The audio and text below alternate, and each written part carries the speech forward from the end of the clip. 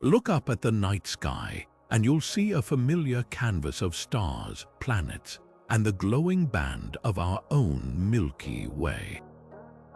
But what if I told you that hidden in the darkness between these familiar lights are whole galaxies, tiny, ancient, and mysterious, that are rewriting everything we thought we knew about the universe?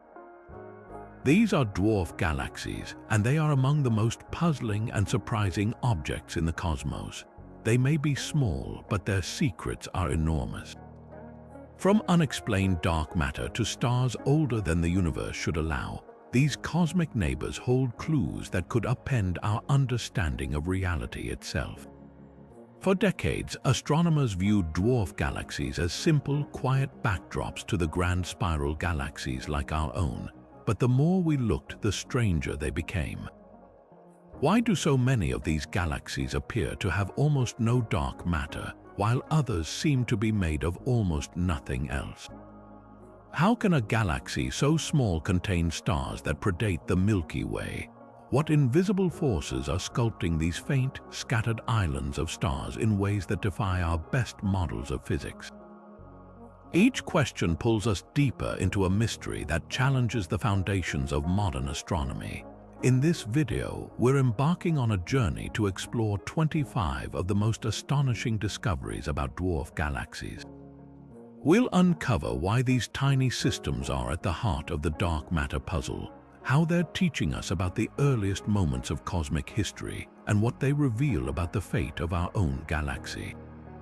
From cannibalistic collisions to ghostly galaxies that shouldn't exist, each discovery pulls back the curtain on a universe far stranger and more wonderful than we ever imagined. So join me as we voyage into the deep and hidden corners of space, where the smallest galaxies hold the biggest surprises. Our journey into the strange world of dwarf galaxies begins with perhaps their most defining and baffling characteristic: an overwhelming, almost unbelievable dominance of dark matter. Picture a tiny, faint galaxy, so small and dim you could easily overlook it. Now try to grasp that within that unassuming collection of stars, the stuff we can actually see, the gas, the dust, the suns, represents less than 1% of its total mass. The other 99%, it's made of a substance that is completely invisible, a ghostly presence that we can only detect by its immense gravitational pull. This was one of the first great shocks that dwarf galaxies delivered to the world of astronomy. The initial clues came from studying how these galaxies rotate. In any orbiting system, whether it's planets around a sun or stars within a galaxy, the speed at which objects move is governed by the amount of mass pulling them inward.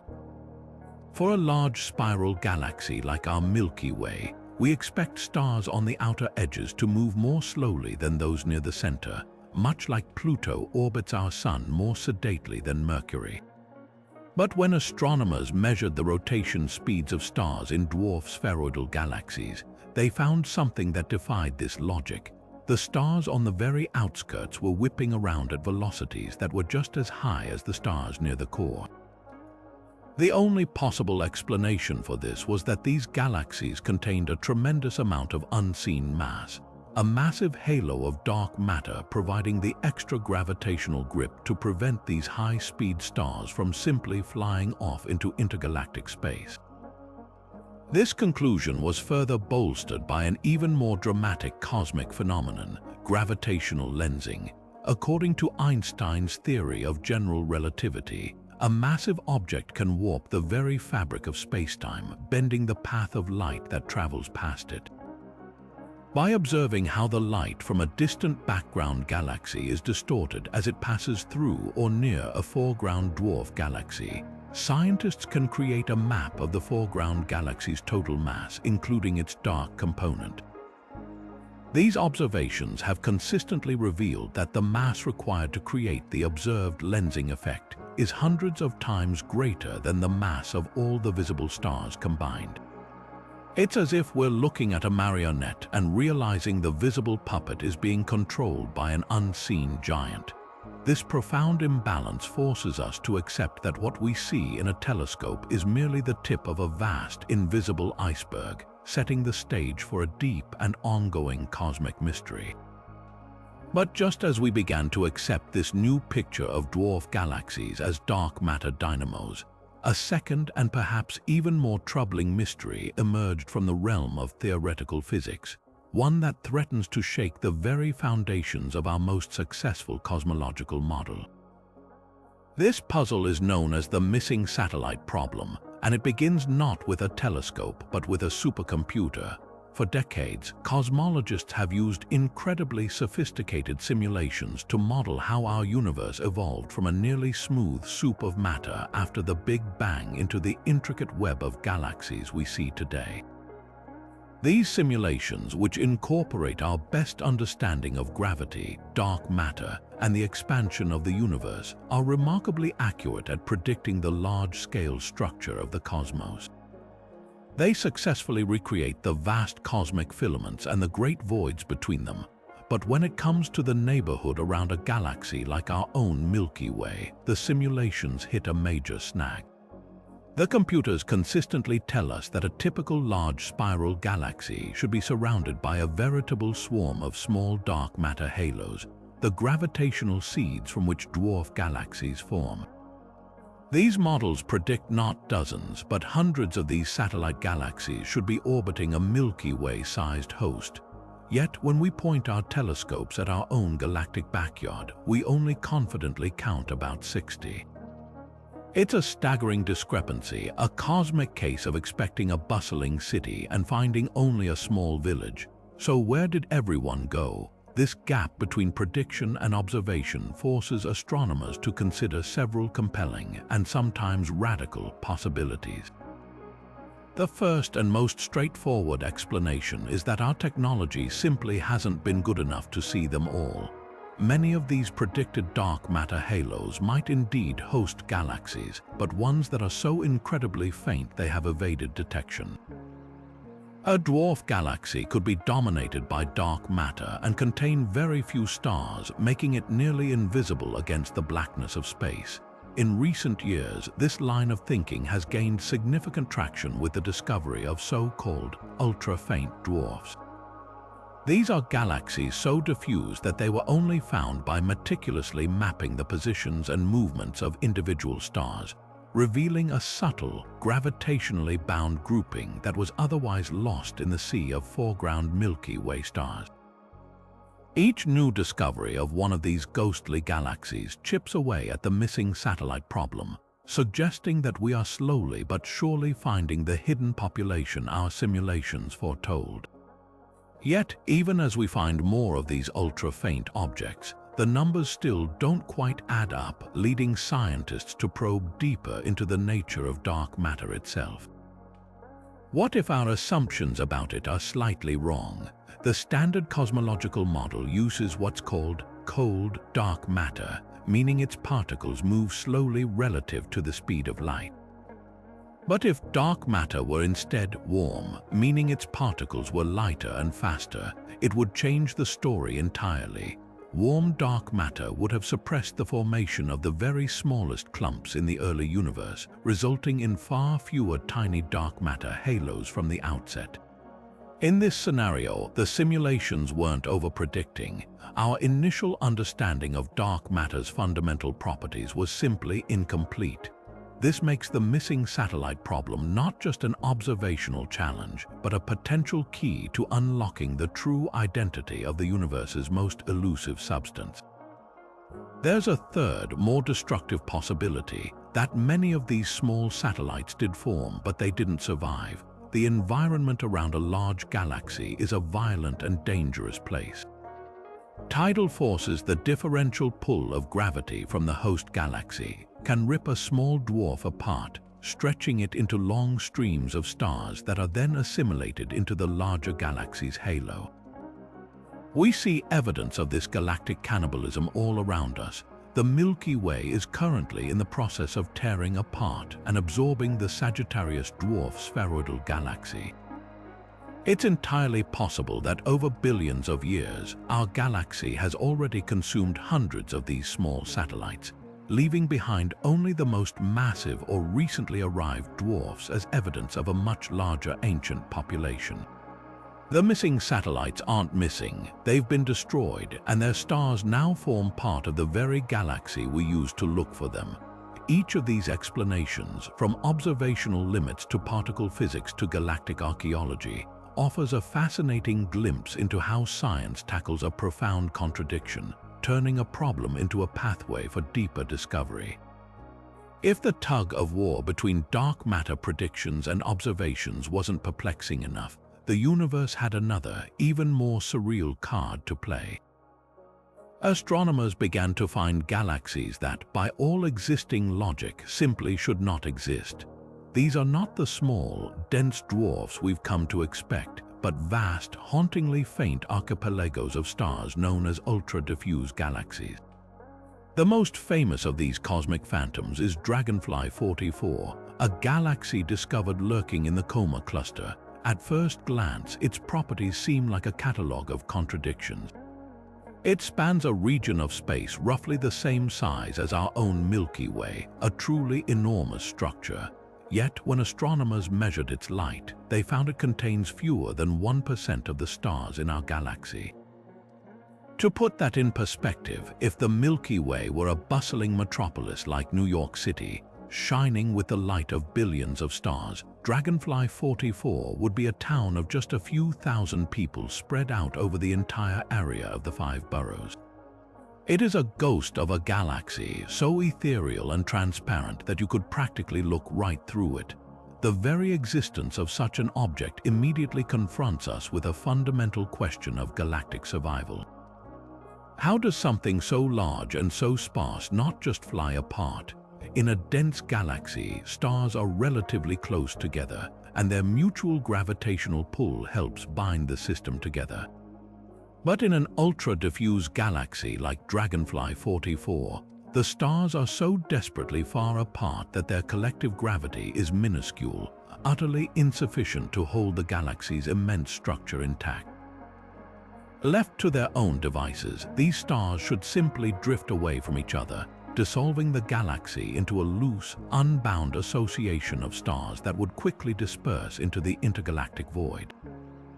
The fact that we see it as a coherent, stable object means something else must be providing the gravitational glue. Once again, the answer points overwhelmingly to dark matter, but in a configuration that is deeply puzzling. Measurements of the star's motions within Dragonfly 44 revealed they are orbiting at incredibly high speeds, indicating the presence of a massive halo of dark matter holding everything together. In fact, calculations show this ghostly galaxy is about 99.99% dark matter, making it one of the most dark matter-dominated objects ever discovered. This presents a new layer to the mystery. We thought we understood that dark matter halos were the scaffolding upon which galaxies built themselves. The more dark matter, the more gas should be pulled in, leading to more star formation and a brighter galaxy. But Dragonfly 44 and its ultra-diffuse cousins completely break this rule. They have the massive dark matter halos of large galaxies, but somehow fail to turn that raw material into stars, resulting in these colossal, see-through failures. This forces astronomers to reconsider the very recipe for a galaxy. What could cause such a dramatic failure to launch? One compelling theory points to the environment. Ultra-diffuse galaxies are often found within massive galaxy clusters, which are violent and hostile places. Perhaps these galaxies formed normally early on, but as they fell into the dense cluster, they had their star-forming gas violently stripped away. The immense pressure of plowing through the hot gas that fills a cluster could have ripped away a galaxy's gas reservoir, shutting down star formation and leaving behind only a dark matter skeleton with a faint sprinkling of old stars. Another possibility is that internal processes were to blame. Maybe powerful supernova explosions in the galaxy's youth blew out the remaining gas before it could form many stars, essentially causing the galaxy to starve itself. Or perhaps these objects are the ancient, pristine remnants of the first galaxies ever formed. ones that were born in a universe so young that the gas hadn't yet cooled efficiently to create a bounty of stars. Each explanation has its merits, but the sheer scale and darkness of Dragonfly 44 remain a profound challenge. It's a glaring exception that exposes the gaps in our models, proving that the universe has more than one way to build a galaxy. These ultra-diffuse phantoms are a testament to the fact that for all our theories, the cosmos still holds surprises that can stop us in our tracks and force us to question our most basic assumptions about how the pieces of our universe fit together. So we have galaxies overwhelmed by dark matter and galaxies that are barely there. But what if we told you there are galaxies that are completely invisible? This brings us to one of the most elusive and theoretical classes of objects in the cosmos, the dark galaxy. Imagine a structure that has all the components of a galaxy, a rotating disk of gas, a massive halo of dark matter providing the gravitational anchor, but is entirely missing the one thing that defines a galaxy to our eyes: stars. It's a ghost ship adrift in the cosmic ocean, massive and real, yet completely undetectable by ordinary light. For a long time, such objects were purely a theoretical possibility, a what-if scenario in models of galaxy formation. But then, astronomers found what they believed to be the first compelling candidate, an object known as Virgohi 21. The hunt for these invisible giants requires a completely different set of tools. You can't point an optical telescope at the sky and hope to see a dark galaxy. By definition, there's nothing to see. Instead, astronomers turn to radio telescopes, which can detect the faint emission from clouds of neutral hydrogen gas. This gas is the raw material for stars, and it often emits a specific radio wavelength as its atoms change energy states. By meticulously mapping the sky at these radio frequencies, scientists can find the signatures of hydrogen gas clouds moving through space. Most of the time, these clouds are associated with galaxies we can see, but in the case of Virgohi 21, something was different. It was a massive cloud of hydrogen, containing enough gas to make tens of millions of suns, spinning in a way that suggested it was a coherent, gravitationally bound structure. And yet, when they pointed the world's most powerful optical telescopes at that exact same spot in the Virgo cluster of galaxies, they saw nothing. Just the empty blackness of space. This was not just a gas cloud. Its mass and motion pointed to the presence of a significant amount of dark matter holding it all together. They had seemingly found a galaxy that had somehow skipped the star-making process entirely. The implications of such a discovery are staggering. A dark galaxy could be a pristine fossil from the universe's earliest days, a failed galaxy that never managed to ignite star formation. In the standard model, galaxies form when dark matter halos pull in vast amounts of gas. If that gas is too spread out, or if it isn't disturbed by a nearby supernova or galactic collision to trigger collapse, it might just sit there, swirling in the dark, never condensing into stars. Finding such an object would be like finding the raw, unfinished blueprint for a galaxy, offering an unprecedented look at the conditions required for galactic birth. It would validate long-held theories about the diversity of structures that the universe can create. However, the story of Virgohi 21, like so many in astronomy, is wrapped in controversy. Some scientists have proposed alternative explanations for the observations. They suggest it might not be a lone dark galaxy at all, but rather a long, massive tidal tail of gas, a cosmic exhaust fume, that was ripped away from a regular galaxy during a close encounter with another. The gravitational interactions between galaxies can stretch and warp gas into incredibly long and complex structures that might mimic the rotation of a standalone object. This debate highlights the extreme difficulty of confirming something you cannot see. Proving the existence of a dark galaxy requires ruling out every other possible explanation, a painstaking process of elimination that continues to this day. Whether Virgohi 21 is ultimately confirmed as the first true dark galaxy or not, Its discovery opened a new window in our cosmic search. It pushed our observational techniques to their limits and forced us to consider the universe not just in terms of what shines, but in terms of what merely exists. The pursuit of these invisible giants continues, with radio surveys becoming ever more sensitive. Each new candidate brings us closer to understanding if dark galaxies are a cosmic rarity or a hidden population that has been there all along. A silent majority of galaxies that chose to remain forever in the dark, holding onto the secrets of how a universe goes from nothing to something.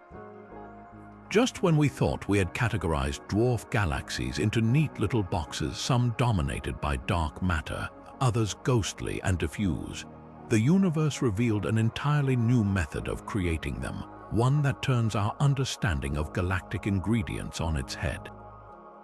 Forget formation from primordial gas in the early universe. This discovery involves cosmic violence and spectacular rebirth.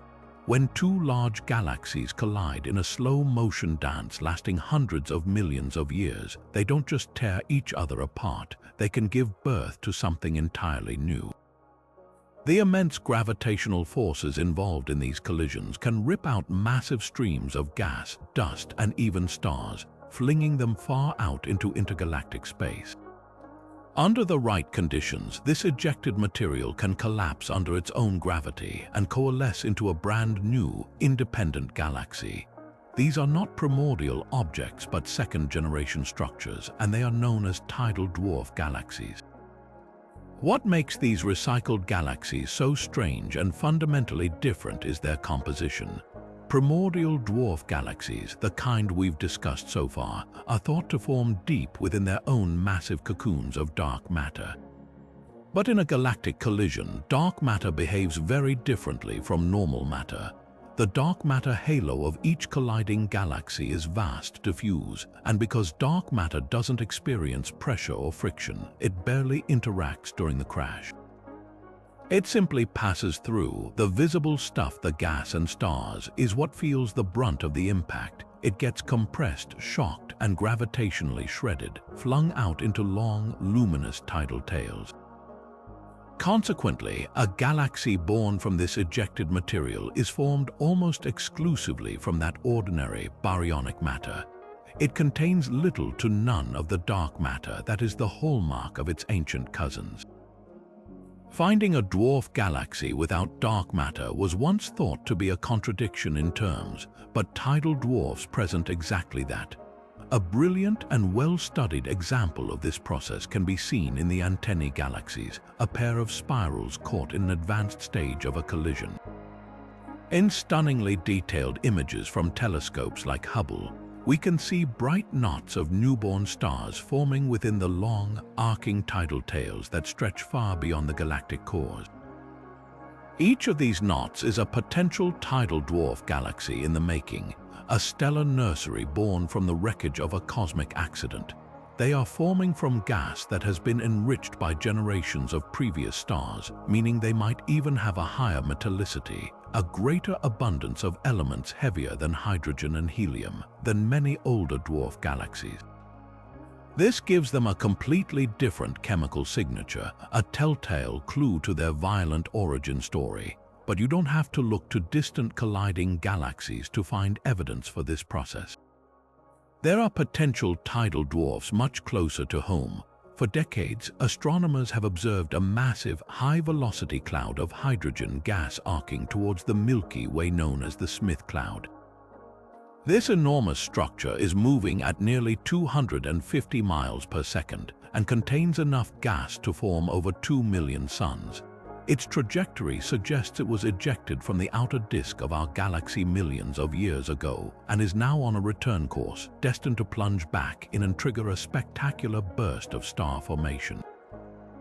While the Smith Cloud itself isn't a full-fledged galaxy, it exemplifies the kind of massive tidal debris that, in a different environment, could easily have collapsed to form a tidal dwarf.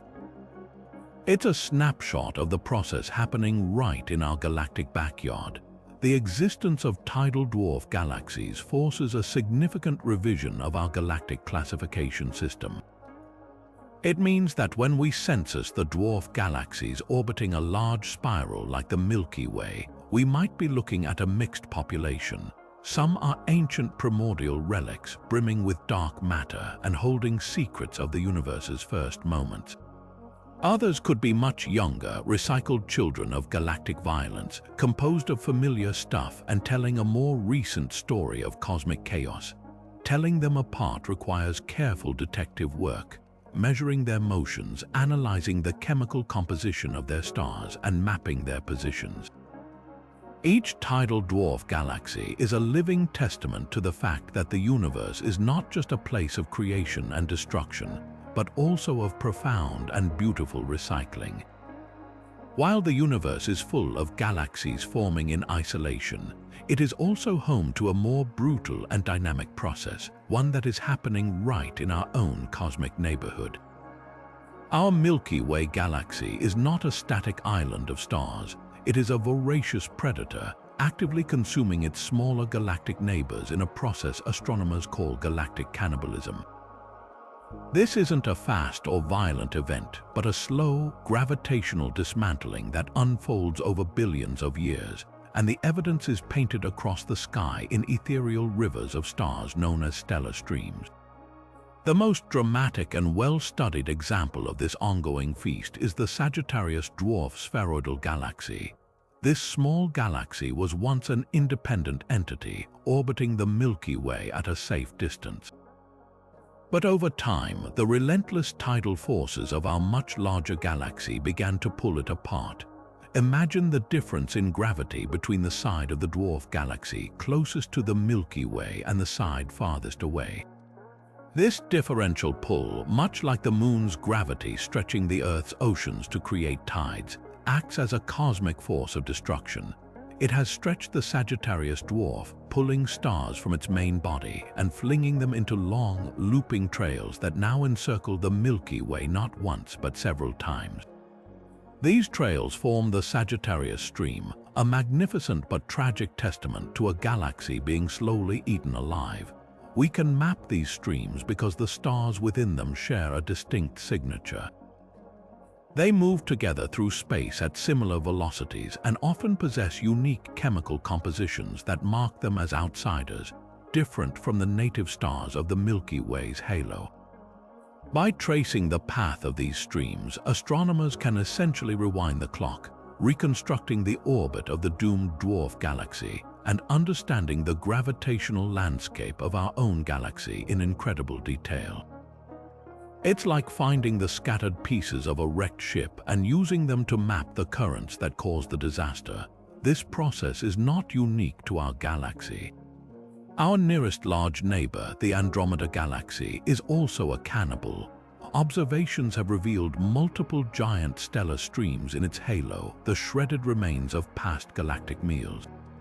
In fact, the practice is fundamental to how large galaxies grow.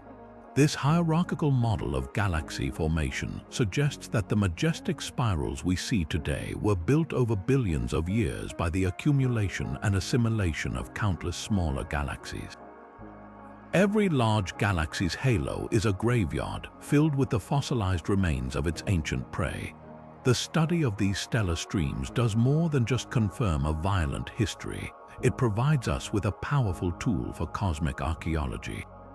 The streams act as sensitive probes of the Milky Way's gravitational field. Because the stars in a stream were all once part of the same object, they follow orbits dictated by the total mass distribution of our galaxy, including its vast, invisible dark matter halo.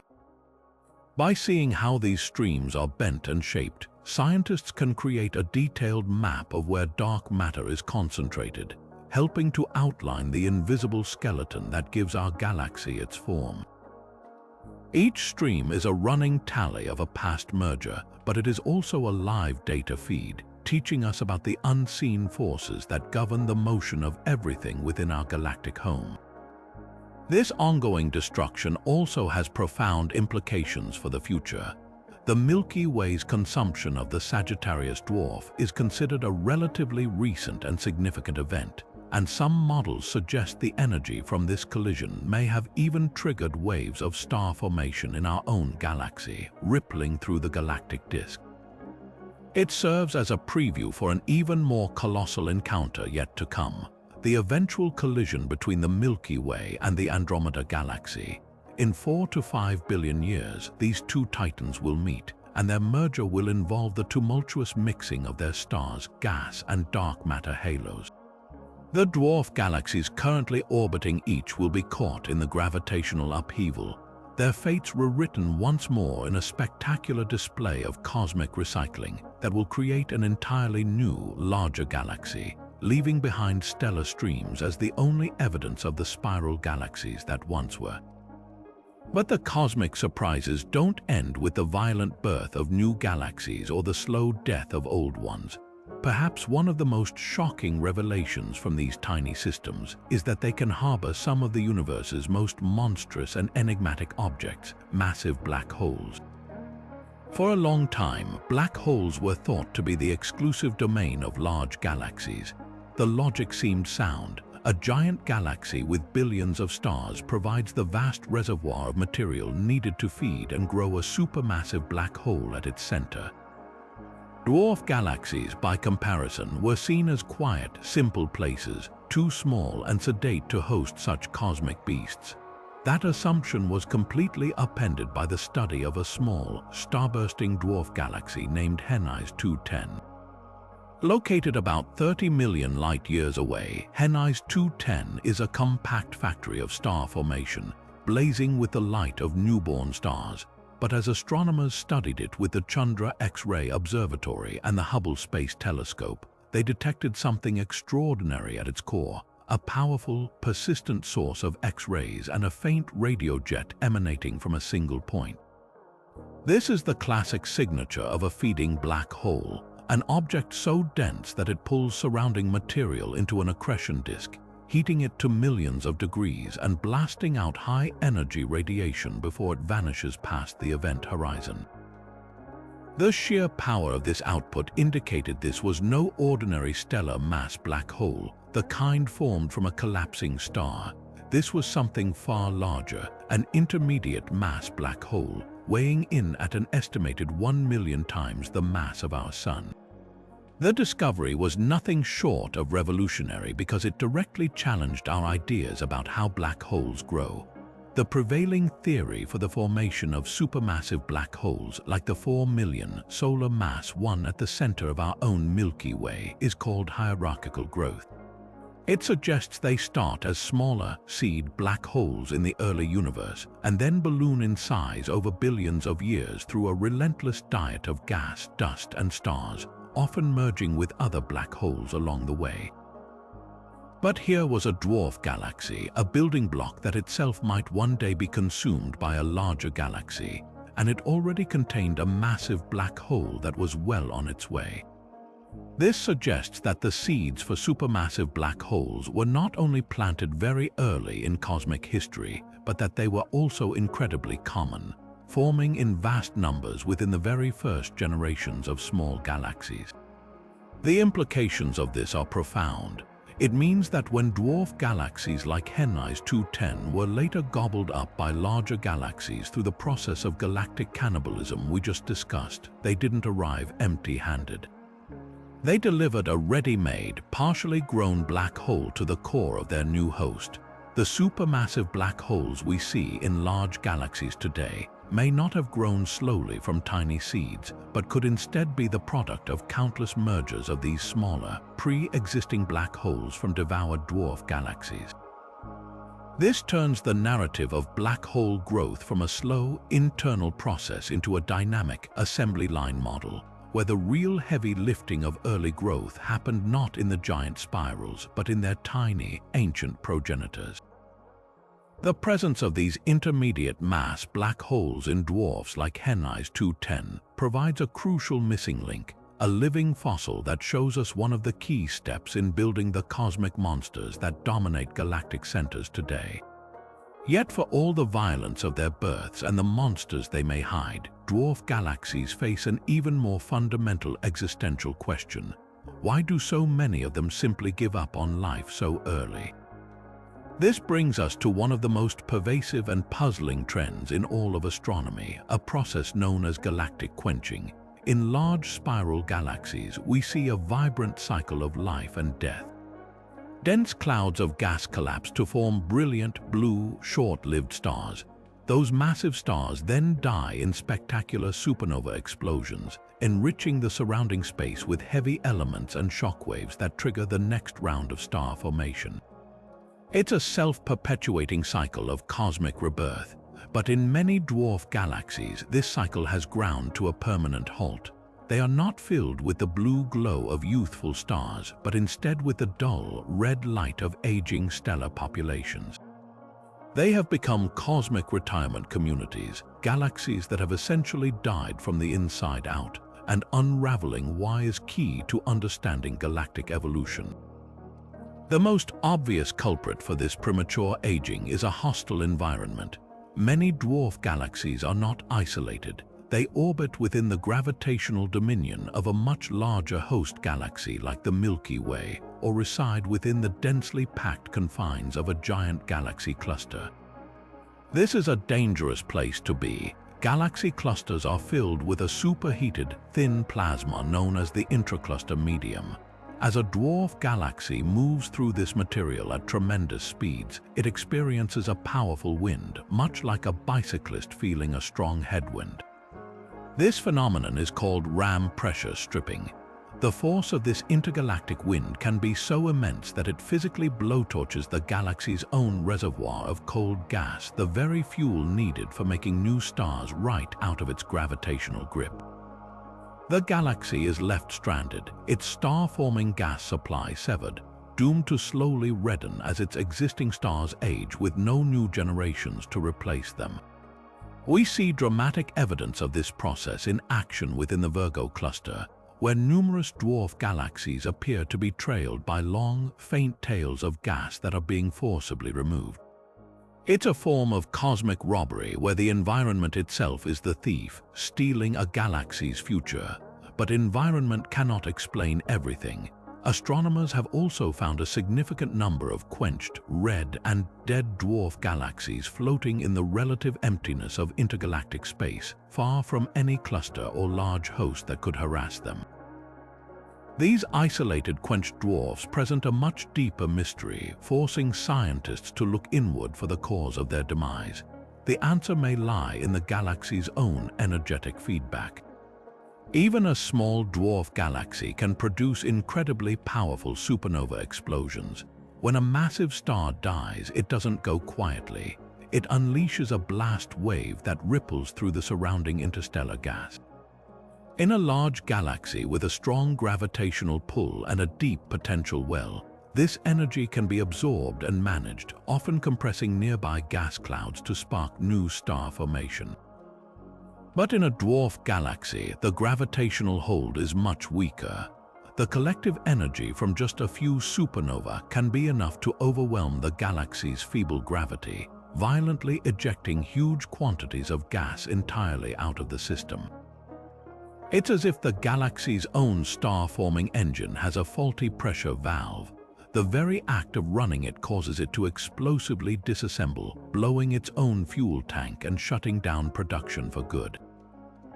This process, known as supernova feedback, might be a primary reason so many small galaxies quench themselves, literally coughing their gaseous lungs out into the void after a brief, fiery period of star formation.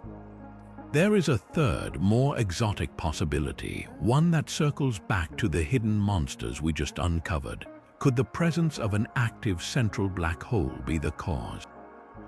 In large galaxies, the incredible energy output from a feeding supermassive black hole, what astronomers call active galactic nucleus or AGN feedback, is a well-established quenching mechanism. The intense radiation and powerful jets from the black hole can heat up or expel a galaxy's gas reservoir. For a long time, it was thought dwarf galaxies were simply too small to host such influential black holes. But the discovery of intermediate mass black holes in dwarfs like Henne's 210 completely changes that calculation. Even a modestly sized black hole actively feeding could generate enough energy to dramatically impact its tiny host. The outbursts from such an AGN could easily sterilize a dwarf galaxy, shutting down star formation far more efficiently and abruptly than supernova ever could. This paints a poignant picture. The very seed that a dwarf galaxy might one day contribute to building a supermassive black hole in a larger galaxy could also be the instrument of its own early death. The mechanisms of quenching, whether external or internal, reveal a universe of intricate balances where the fate of a galaxy is determined by a constant tug of war between creation and destruction, between holding on and letting go. Yet for all the drama of galactic collisions and the perils of orbiting a giant, some of the most revealing dwarf galaxies are found in the most desolate places imaginable, the immense empty voids between the great filaments of the cosmic web. These are the isolated dwarfs, solitary islands of stars adrift in a sea of darkness, and their very existence challenges a fundamental assumption about how galaxies are meant to live. We've grown accustomed to thinking of dwarf galaxies as natural satellites, forever bound to the gravitational sway of a larger host, their fates dictated by that relationship. But the discovery of these lonely outliers forces a dramatic shift in perspective, proving that a significant number of these small galaxies have lived lives of complete independence, untouched by the influence of a giant neighbor for billions of years. Finding them, however, is a monumental challenge. These isolated dwarfs are incredibly faint, and without a bright host galaxy nearby to guide our telescopes, they are easily lost in the vast blackness. Their discovery is a testament to painstaking, wide-field sky surveys that methodically map immense volumes of space, searching for the faint, smudgy glow of a dwarf galaxy that isn't listed in any catalog. Each new identification is a small triumph, a pinpoint of light in the void that tells a story of solitary survival. And what makes their story so compelling is that they have evolved in a near-perfect vacuum, free from the environmental pressures that shape their cousins in clusters. They are the control group of the cosmos, offering a pristine look at how a galaxy develops when left entirely to its own devices. The natural expectation might be that these isolated environments would be galactic nurseries, peaceful places where a small galaxy could slowly and steadily convert its gas into stars, safe from the ram pressure stripping and tidal harassment that plague clusters. But the reality, as so often in astronomy, is far more counterintuitive. Many of these isolated dwarfs are not vibrant stellar factories. They are just as quenched and red as their harassed counterparts in clusters. They are filled with old stars and possess little of the cold gas needed for new star formation. This is a profound puzzle. If they've been left alone for their entire existence, what internal clock or mechanism caused them to shut down? The cause of their death cannot be blamed on a hostile environment. The culprit must be something within the galaxy itself. This points directly to the powerful, self-destructive force of supernova feedback. In the confined gravitational well of a dwarf galaxy, the energy released by just a few generations of exploding stars can be catastrophic.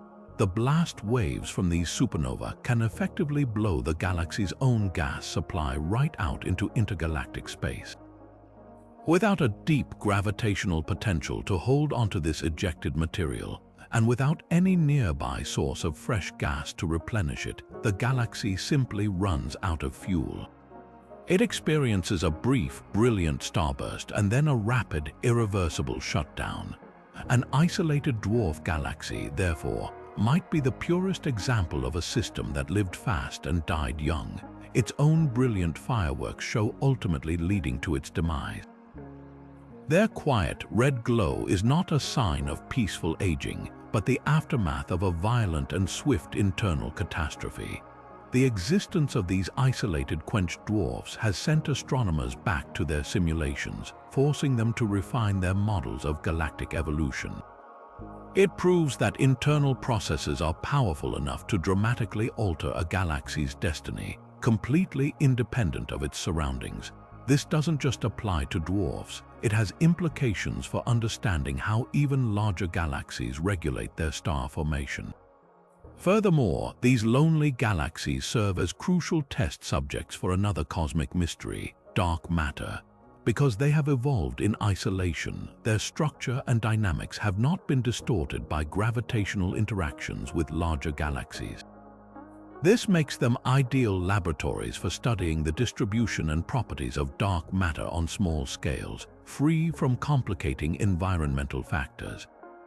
By studying the rotation of these pristine, isolated systems, we can get our clearest look yet at how dark matter behaves within a galaxy, potentially offering clues to its very nature.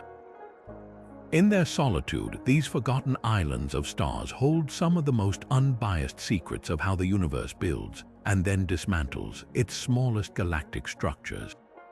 So it seems that no matter where we look, the story of dwarf galaxies is one of profound contradiction and surprise. But just when we thought we had seen it all, astronomers stumbled upon a geometric puzzle so precise and so unexpected that it threatens to unravel the very cosmological model we use to describe the universe. This mystery isn't about what these galaxies are made of, but how they are arranged. For decades, the standard model of cosmology predicted that the small satellite galaxies orbiting large spirals like our Milky Way should be scattered randomly around their host, like bees buzzing around a hive in a chaotic, three-dimensional swarm. This is because the dark matter halos that form the scaffolding for these satellites are predicted to be roughly spherical, and the satellites that form within them should inherit that random distribution. But when scientists finally mapped the positions and motions of the Milky Way's satellite dwarfs with precision, they were met with a sight that defied all expectations. These galaxies were not randomly scattered at all. Instead, they were arranged with an almost unnatural precision, lining up along a single, vast, and incredibly thin plane that slices through our galaxy. This structure, now known as the vast polar structure, is like a giant cosmic record disk with our galaxy at the center and its satellite dwarfs confined to the groves. The sheer scale of this structure is difficult to comprehend. This plane of satellites is over 1 million light-years across but only tens of thousands of light-years thick, a proportion so extreme it would be like a sheet of paper the size of a football field. What's more, these satellites aren't just sitting there. A great many of them are moving in concert, orbiting within this narrow plane and often in the same direction, like cars traveling on a celestial freeway. This coherent rotation adds another layer of improbability to the arrangement. Finding such a structure by pure chance in a random distribution is astronomically low. It would be like tossing a handful of coins into the air and having them all land stacked neatly in a single column. The discovery was so startling that many astronomers initially thought it must be a fluke, an illusion caused by our limited perspective from within the galaxy. Perhaps, they reasoned, we were only seeing a small sample, and as we discovered more satellites, the random, spherical distribution would emerge. But the universe, it seems, enjoys a good conspiracy. As our telescopes improved and we began to map the satellites of our nearest large galactic neighbor, the Andromeda Galaxy, we found the exact same phenomenon. Andromeda's dwarf satellites are also arranged in a vast, thin, rotating plane. Two independent examples around two independent galaxies, both displaying the same bizarre, statistically improbable architecture. This moved the problem from a curious local anomaly to a potential crisis for cosmology.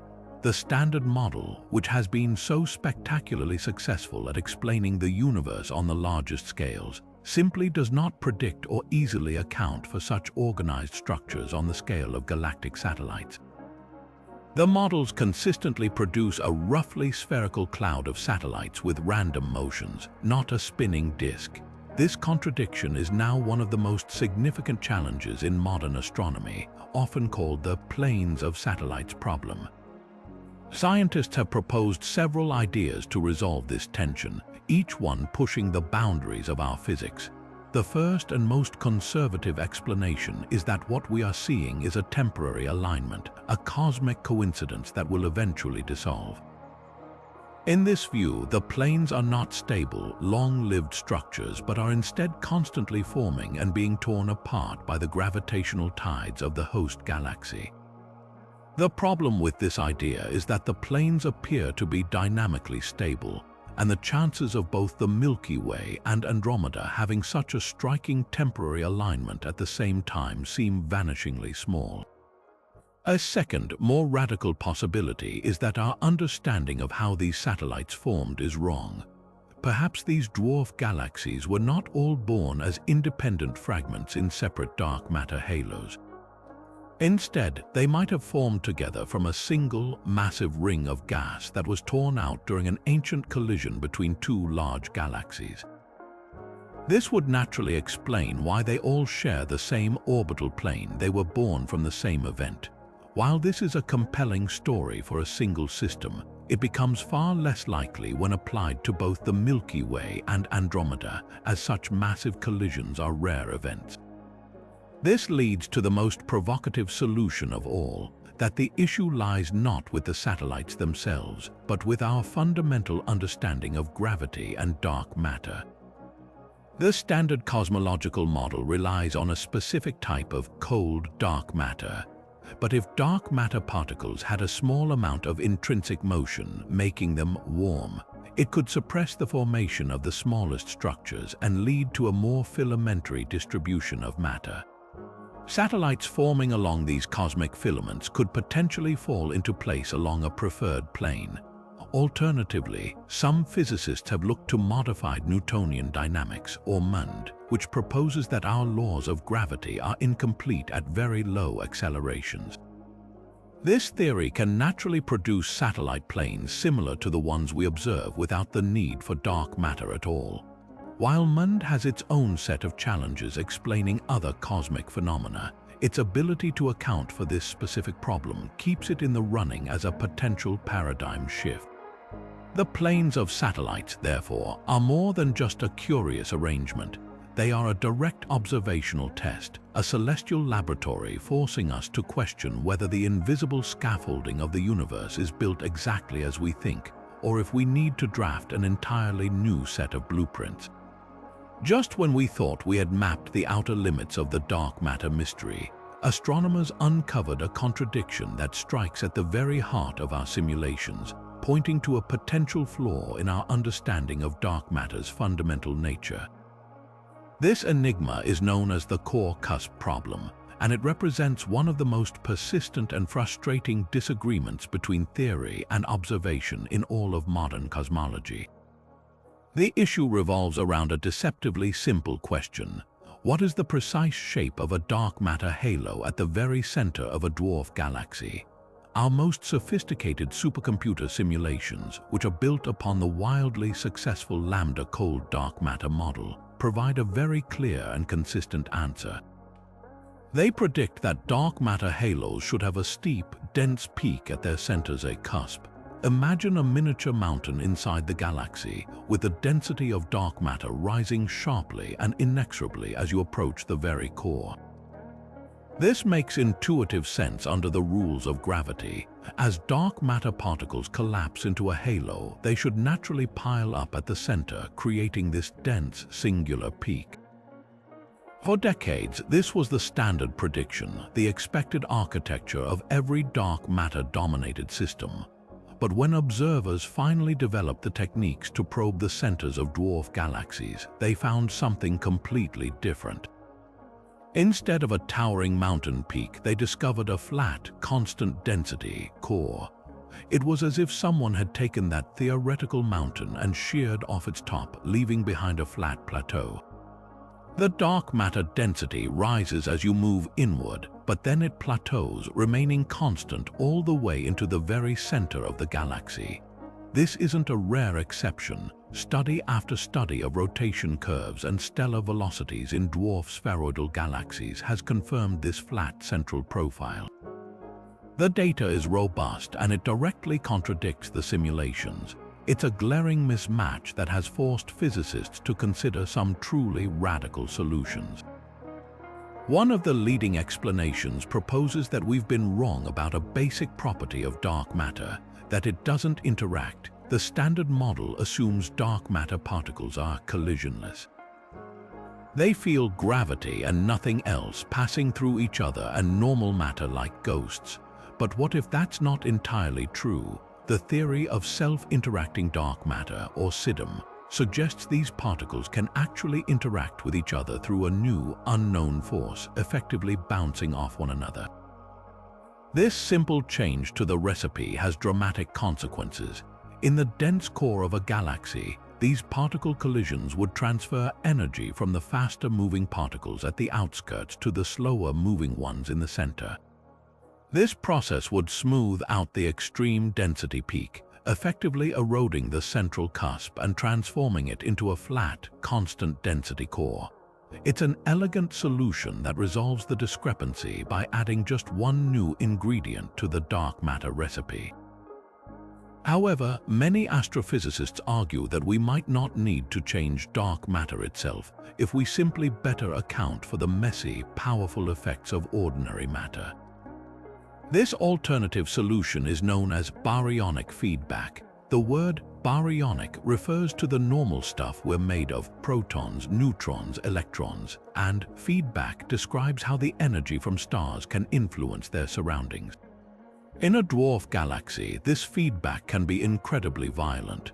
When massive stars are born and die in rapid succession, their stellar winds and supernova explosions unleash titanic amounts of energy into the interstellar gas. This flood of energy can literally push the gas around, and because the gas and dark matter are gravitationally entwined, the movement of the gas can dramatically reshape the dark matter halo.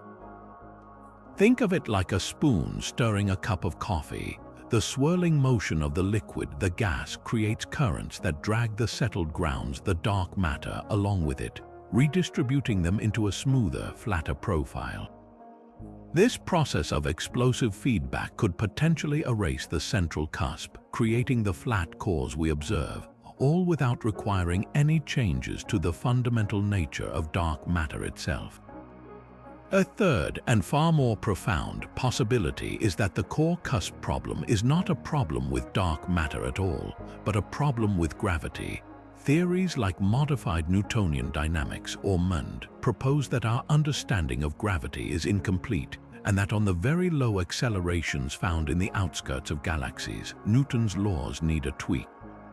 Intriguingly, MND naturally predicts the flat rotation curves of galaxies without invoking any dark matter. And when it comes to dwarf galaxies, some studies suggest that MND-based models can also naturally produce the observed constant density cores, because the modified force law doesn't require a steep density peak to explain the motions of stars. For proponents of this view, the core cusp problem is a direct artifact of insisting on a dark matter paradigm. In their view, the cores are exactly what their theory expects, and the cusps are merely a faulty prediction of a model built on an incorrect foundation. The core cusp problem remains one of the most active and contentious battlefields in astronomy because it pits incredibly precise observations against incredibly sophisticated simulations. Each proposed solution forces us down a different path. Do we change the particle? Do we better model the complex physics of stars and gas? Or do we rewrite the laws of gravity that have guided us since Newton? This single discrepancy in the structure of the universe's smallest galaxies has become a powerful lens, focusing our search for truth and reminding us that sometimes the biggest revelations come from the tiniest, most puzzling details. Moving backward through cosmic time, we arrive at an era so violent and transformative that it threatened to sterilize the entire universe of small galaxies, an event known as the epoch of reionization. In the first few 100 million years after the Big Bang, the cosmos was a very different place. It was filled with a thick, neutral fog of hydrogen gas that had cooled from the initial fireball. The first stars and galaxies to ignite were monstrously massive and incredibly hot. blazing with intense ultraviolet radiation. This radiation began to blast apart the neutral hydrogen atoms, stripping away their electrons and reionizing the gas, effectively burning off the cosmic fog and making the universe transparent to light. This was a necessary and pivotal phase, but it was also an apocalypse for the smallest structures. The flood of high-energy photons heated the surrounding gas, making it too hot and energetic to collapse into the shallow gravitational wells of dwarf galaxies, effectively starving them of the fuel needed to form new stars. Most of these primordial dwarfs were thought to have been stunted or utterly destroyed by this harsh global radiation field, yet against all odds some of them survived. Recent deep sky surveys have begun to identify a special class of ultra-faint dwarf galaxies that appear to be genuine relics from this ancient era, cosmic survivors that have persisted in a state of suspended animation for over 13 billion years. These galaxies, like Segway 1 or Boots 1, are so faint and contain so few stars that they were only discovered in the last 2 decades by painstakingly analyzing the light from millions of individual stars. They are the faintest known galaxies in the universe, but their dimness belies their profound significance. Their most telling feature is their chemical composition, or more accurately, their lack of it. The stars within these dwarfs are overwhelmingly, extremely metal-poor. In astronomy, metals refer to any element heavier than hydrogen or helium, and these are forged exclusively in the hearts of stars and scattered by their explosive deaths. The stars in these relic galaxies have metal contents thousands of times lower than our Sun. Some are so pristine they are considered carbon-enhanced metal-poor stars, representing a unique and early chemical pathway. This profound lack of heavy elements is a clear signature that these systems experienced only a single, brief burst of star formation right at the dawn of time, before the epoch of reionization shut down their production. They have been quiescent ever since, their gas supply evaporated by that early cosmic fallout, leaving behind a fossilized population of first-generation stars. They never merged with another galaxy, never accreted new metal-rich gas, and never triggered a second wave of star formation. They are perfectly preserved time capsules from the universe's infancy. Studying these survivors is like finding a living sample of Earth's earliest atmosphere trapped in amber. It provides a direct and uncontaminated window into conditions we can only otherwise simulate. By analyzing the subtle patterns of elements in their starlight, astronomers can reverse engineer the properties of the very first stars that ever formed, the legendary population 3 stars. These first stars are thought to have been behemoths, hundreds of times more massive than our Sun, living ferociously short lives and dying in colossal hypernova that seeded the cosmos with the first heavy elements. No one has ever directly observed a population 3 star as they lived and died in the first few 100 million years, but their chemical fingerprints are imprinted on the subsequent generations of stars that formed from the material they polluted. The unique elemental ratios found in the stars of these ultra-faint dwarfs, such as an unexpected abundance of carbon relative to iron, are providing the first tangible clues about the mass, life cycle, and explosive death of those first stellar giants. Each of these faint, ghostly galaxies is therefore a unique portal, allowing us to directly observe the chemical output of the universe's very first stellar factories. They are the closest we can get to witnessing the dawn of the cosmic dawn, offering a pristine record of how the first stars began the long process of transforming a simple, hydrogen-filled universe into the complex, chemically rich cosmos capable of hosting planets and life. Their survival against the odds makes them among the most valuable and ancient artifacts in all of astronomy. Yet for all the ancient, quiescent dwarfs that tell a story of early shutdown, the universe presents us with their polar opposites, dwarf galaxies that are currently experiencing the most intense, violent, and brilliant bursts of star formation in the known cosmos. These are the starburst dwarfs, and they represent a spectacular paradox. the smallest galaxies can, for a fleeting moment, become the most luminous factories of new stars, outshining their own total mass with a ferocity that defies their modest size. This isn't the steady, sustained star formation of a large spiral. It is a cosmic conflagration, a firestorm of birth that consumes a galaxy's entire fuel reserve in a geological instant. The trigger for this brilliant self-immolation is often a dramatic external shock. Just as a sudden jolt can cause a cloud of dust to collapse and form a star, a gravitational jolt can trigger the collapse of an entire galaxy's gas reservoir. One of the most common catalysts is a close encounter or collision with another galaxy. Even if a direct hit is avoided, the gravitational tides from a near miss can send powerful density waves rippling through a dwarf's gas clouds. These waves compress the gas to critical levels, igniting star formation simultaneously across vast regions of the galaxy. We see this process in action in systems like the famous M82, a dwarf irregular galaxy being twisted by the gravitational pull of its larger neighbor, M81. The encounter has turned M82 into a frenzied stellar nursery, blazing with the light of newborn stars and spewing out plumes of superheated gas from the relentless supernova explosions going off within it. But a collision isn't always required. Sometimes the trigger is far more serene, the simple, steady accretion of fresh, cold gas. If a dwarf galaxy drifting through intergalactic space happens to intersect a filament of the cosmic web or a massive primordial gas cloud, it can receive a sudden, massive infusion of new fuel. This influx can overwhelm the galaxy's equilibrium, causing the gas to collapse under its own weight and igniting a galaxy-wide starburst. It's akin to throwing a bucket of gasoline onto a smoldering fire. The result is a sudden, brilliant, and all-consuming flash. The rate of star formation in these events is almost incomprehensible.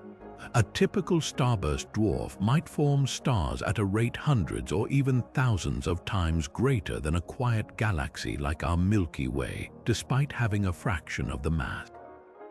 For a short time, the energy output from these newborn stars can be so immense that it rivals that of a quasar. The aftermath of such a ferocious burst, however, is often catastrophic for the dwarf galaxy itself. The very stars whose birth lights up the galaxy are also the instruments of its eventual quenching. The most massive of these new stars live for only a few million years before exploding as supernova. In a large galaxy, these explosions might be contained, but in a dwarf with weak gravity, the effect is apocalyptic. The collective energy from thousands of supernova can generate a superwind, a galaxy-scale hurricane of energy that blows the remaining gas and dust clear out of the system. This process, known as feedback, effectively terminates the starburst by ejecting the very fuel that powers it. The galaxy is left to fade, its brilliant flash of youth giving way to a long, slow dimming as its stellar population ages. This creates a poignant cycle. The same incredible event that makes a dwarf galaxy shine with unprecedented brilliance also ensures that its glory will be short-lived, dooming it to a future as a quenched, red, and dead relic. These starbursts are the ultimate example of living fast and dying young, a spectacular but terminal fireworks display in the cosmic dark. But just as we settled into a universe where dark matter is the invisible scaffolding for all galaxies, a discovery emerged so shocking it seemed to turn this foundational idea on its head. Astronomers began finding galaxies that, according to all available measurements, appeared to contain almost no dark matter at all. This wasn't a theoretical prediction. It was an observational fact that left the scientific community both baffled and deeply skeptical. The most famous and controversial of these objects is a galaxy known as NGC 1052 DF2, a large, ghostly ultra-diffuse galaxy located about 65 million light-years away. When a team led by astronomer Pieter van Dokkum studied this galaxy, they used two independent methods to weigh it. First, they measured the motions of its star clusters. In a galaxy dominated by dark matter, these clusters should be whipping around at high speeds, pulled by the immense gravitational force of the unseen mass. But in DF2, the clusters were moving surprisingly slowly, meandering along at a pace that suggested the gravitational pull, and thus the total mass was only as much as the visible stars themselves. To confirm this, they then used a technique that relates a galaxy's total mass to its brightness and size. Both methods converged on the same staggering conclusion. There was no evidence for any significant amount of dark matter in NGC 1052 DF2. The results suggested that this galaxy was, for all intents and purposes, made of the stuff we can see. It was a ghost without a ghost, a cosmic Cheshire cat that had faded away, leaving only its visible smile behind. The implications of such a discovery were immediately understood to be revolutionary. If confirmed, it would be the death knell for theories that sought to replace dark matter with a modification of gravity, like MN. Those theories predict that the effects we attribute to dark matter are an inherent property of gravity itself and should therefore appear in every galaxy. A galaxy with no dark matter signal would be impossible under such a framework. Its existence, therefore, was a powerful vote of confidence for the particle nature of dark matter. But it also created a new and equally difficult puzzle. How do you form a galaxy without the gravitational anchor of a dark matter halo? Our entire model of structure formation is built on the premise that dark matter clumps together first, creating gravitational wells that then attract the normal gas that forms stars. A galaxy without dark matter shouldn't exist under the standard model either. The debate that followed was fierce and centered on the accuracy of the distance measurement to DF2. The galaxy's distance is the linchpin for every other calculation. Get the distance wrong and all the derived properties, its size, its luminosity, and crucially, the velocities of its star clusters become incorrect. Some teams argued that the galaxy was actually much closer than initially estimated.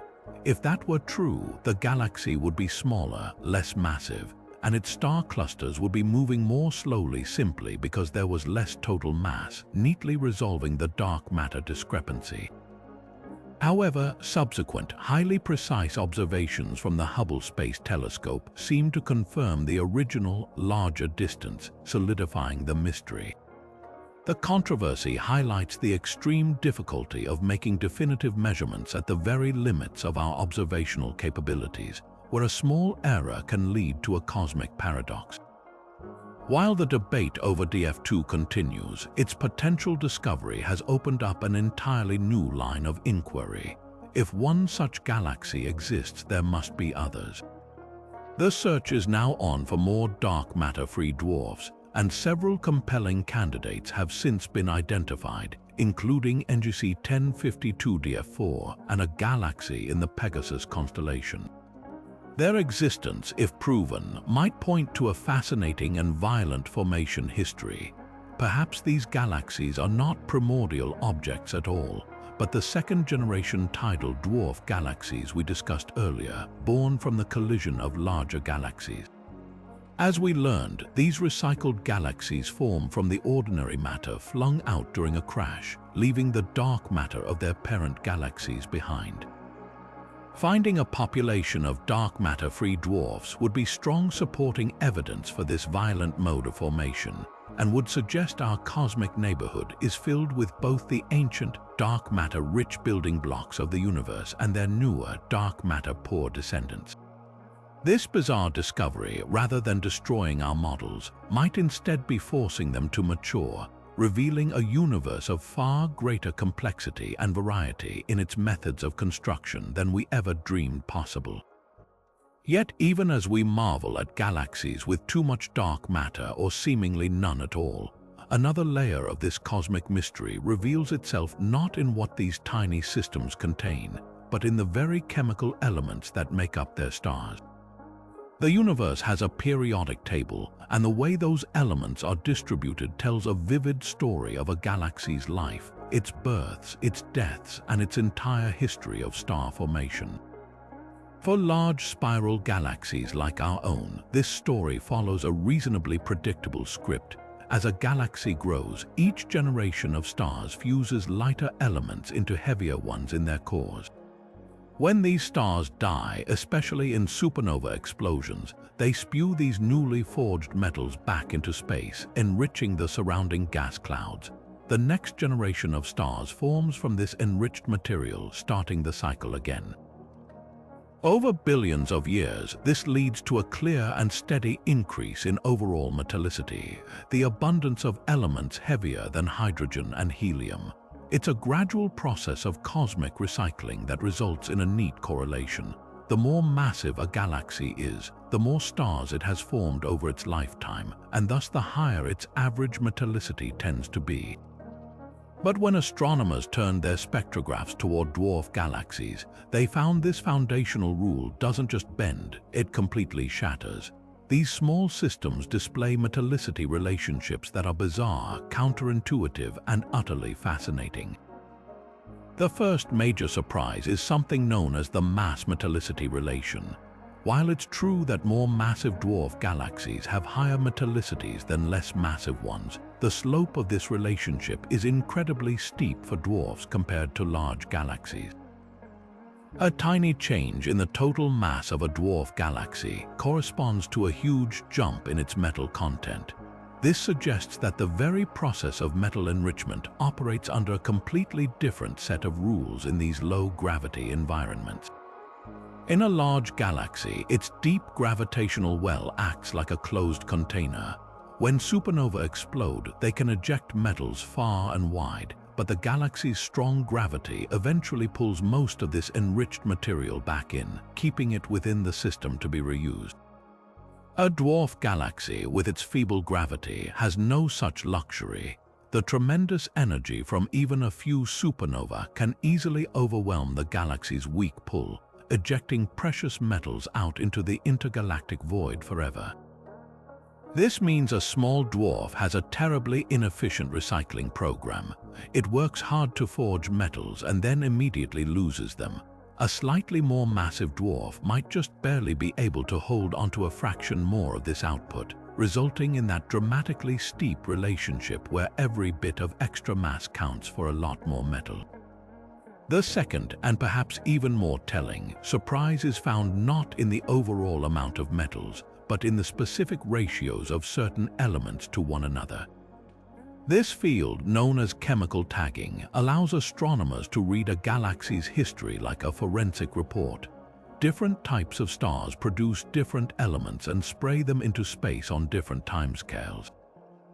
Core collapse supernova, the explosions of very massive stars, happen quickly, within just a few million years of a star's birth. They are prolific producers of alpha elements like oxygen, magnesium, and silicon. Type Ia supernova, which originate from white dwarf stars, take much longer to occur, sometimes billions of years. They are the universe's primary foundries for iron peak elements, especially iron itself. In a large galaxy with continuous star formation, these events are always happening, and their products get thoroughly mixed together. The ratio of alpha elements to iron in a large galaxy like the Milky Way is therefore relatively constant, telling a story of a well-mixed, steadily enriching system. Dwarf galaxies tell a completely different story. Their stars often show extreme overabundances of alpha elements relative to iron. This is a signature of a short, violent, and tragically brief life. It indicates that the galaxy experienced a single, intense burst of star formation right at the beginning of its life. This burst produced a multitude of massive stars that lived fast, died young in core collapse supernova, and flooded the galaxy with alpha elements. But then, star formation shut down abruptly. It ended so quickly that there was no time for the slower-paced type Ia supernova to contribute their iron. The galaxy was left with the chemical fingerprint of a sudden, explosive start and a premature end, a brilliant flash of youth that was almost immediately snuffed out. This pattern is the opposite of what we see in large spirals. and it forces us to accept that dwarf galaxies aren't just smaller versions of big galaxies.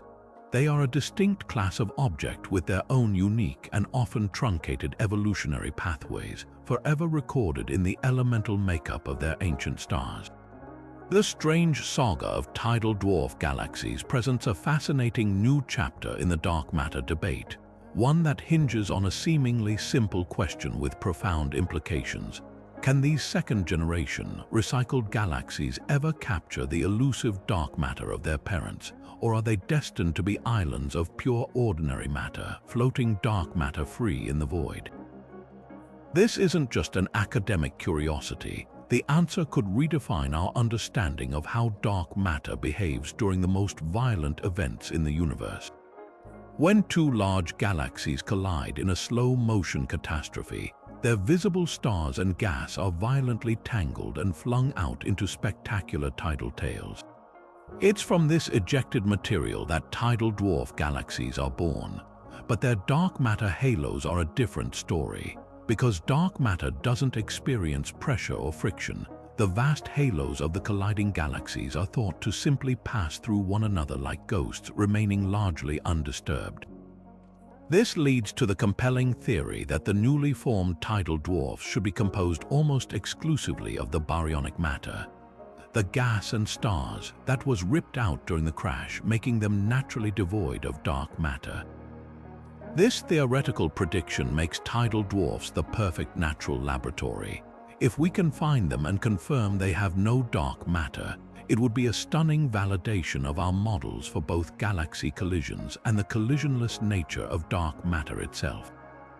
It would prove that dark matter really is as aloof and non-interacting as we've assumed. The hunt for such evidence has focused on well-known tidal systems. In the Antennae galaxies, for instance, astronomers have identified several bright knots within the tidal tails that are candidate tidal dwarfs. By carefully studying the motion of stars and gas within these knots, they can estimate the total mass and compare it to the mass of the visible material. Some studies have indeed suggested that several of these objects show a mass-to-light ratio consistent with little or no dark matter, appearing to be held together solely by the gravity of their stars and gas. This would be a powerful piece of the puzzle, suggesting these recycled galaxies are born pure. However, the cosmos is rarely so straightforward. Newer, more sophisticated computer simulations are introducing a tantalizing twist. They suggest that while the parent galaxy's dark matter halos do mostly pass through each other, the incredibly complex gravitational chaos of a major merger can, under specific conditions, tug and pull at the diffuse edges of these halos. It's theoretically possible that some dark matter could get dragged along with the ejected streams of ordinary matter, becoming incorporated into the forming tidal dwarf. This wouldn't be a massive halo, but perhaps a faint trace amount, a subtle gravitational signature that would differentiate it from a completely dark matter-free object. The challenge is that this signature would be incredibly difficult to detect, sitting right at the edge of our current observational capabilities. It creates a spectrum of possibility where a tidal dwarf might range from having zero dark matter to having a small, captured fraction. This is where the debate truly intensifies, moving from theory to the painstaking work of observation. Astronomers are now engaged in a galactic detective story, using the world's most powerful telescopes to take a precise forensic accounting of the mass in known tidal dwarfs. They look for any subtle anomalies in the motions of stars or the rotation of gas that could betray the presence of even a small amount of unseen mass. A recently studied tidal dwarf galaxy in the system NGC 529, for example, showed rotation curves that some teams argue are best explained by the presence of a dark matter component, potentially captured from its parents. Others counter that the observations could be explained by the complex gravitational effects of the surrounding tidal tail itself, without needing to invoke dark matter. Each new observation adds a data point, but the error bars remain frustratingly large. resolving this fundamental question is about more than just classifying a few peculiar galaxies. If we can definitively prove that tidal dwarf galaxies form without any dark matter, it provides incredibly strong support for the entire cold dark matter paradigm and its prediction of collisionless particles. Conversely, if we find clear evidence that they can capture it, it forces us to refine our models of how dark matter behaves in extreme gravitational environments, potentially revealing new properties of the particles themselves. These tiny galaxies born from chaos have become a critical testing ground. They are the key to understanding if dark matter is always a detached spectator, or if under the right conditions, even this most elusive substance can get caught up in the cosmic drama of creation and destruction.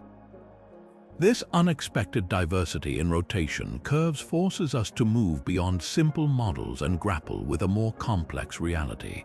A galaxy's rotation isn't just a product of its dark matter halo, it's a dynamic story shaped by its entire life history. For some dwarfs, their unique spin might be a record of past violence. A close encounter or collision with another galaxy can transfer energy, dramatically altering the orbits of its stars and gas, leaving a lasting imprint on its rotation curve.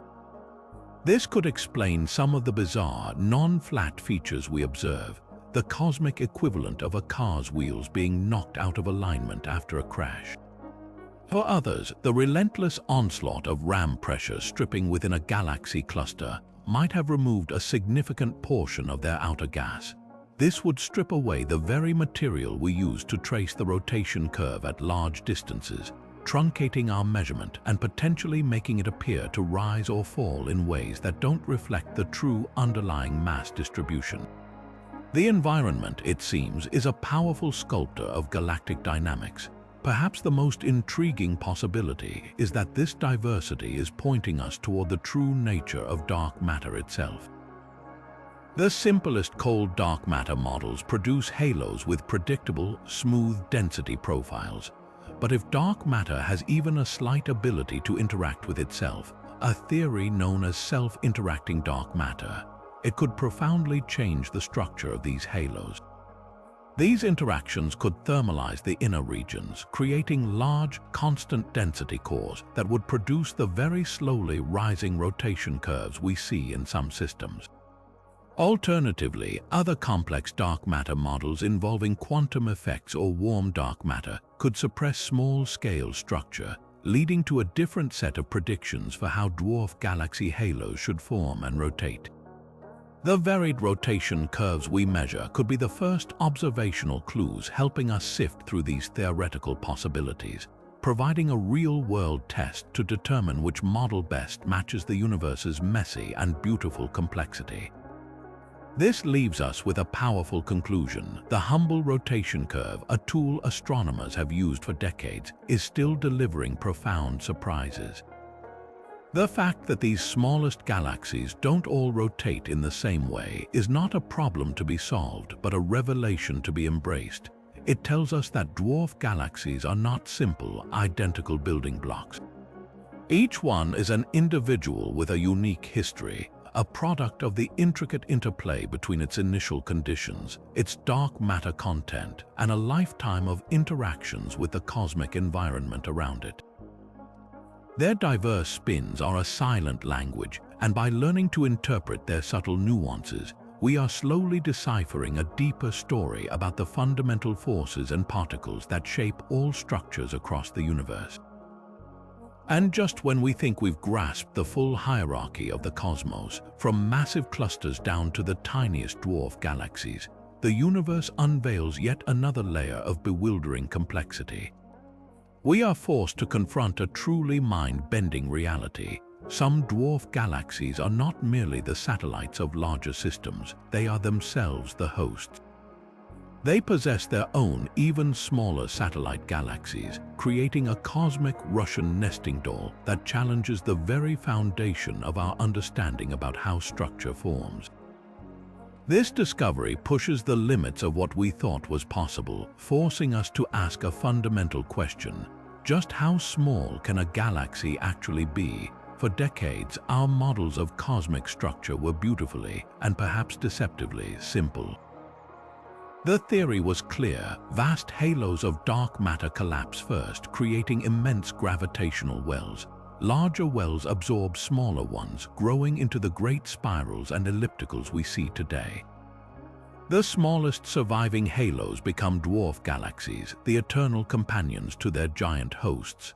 In this picture, a dwarf galaxy was the end of the line, the smallest possible gravitationally bound system that could form stars.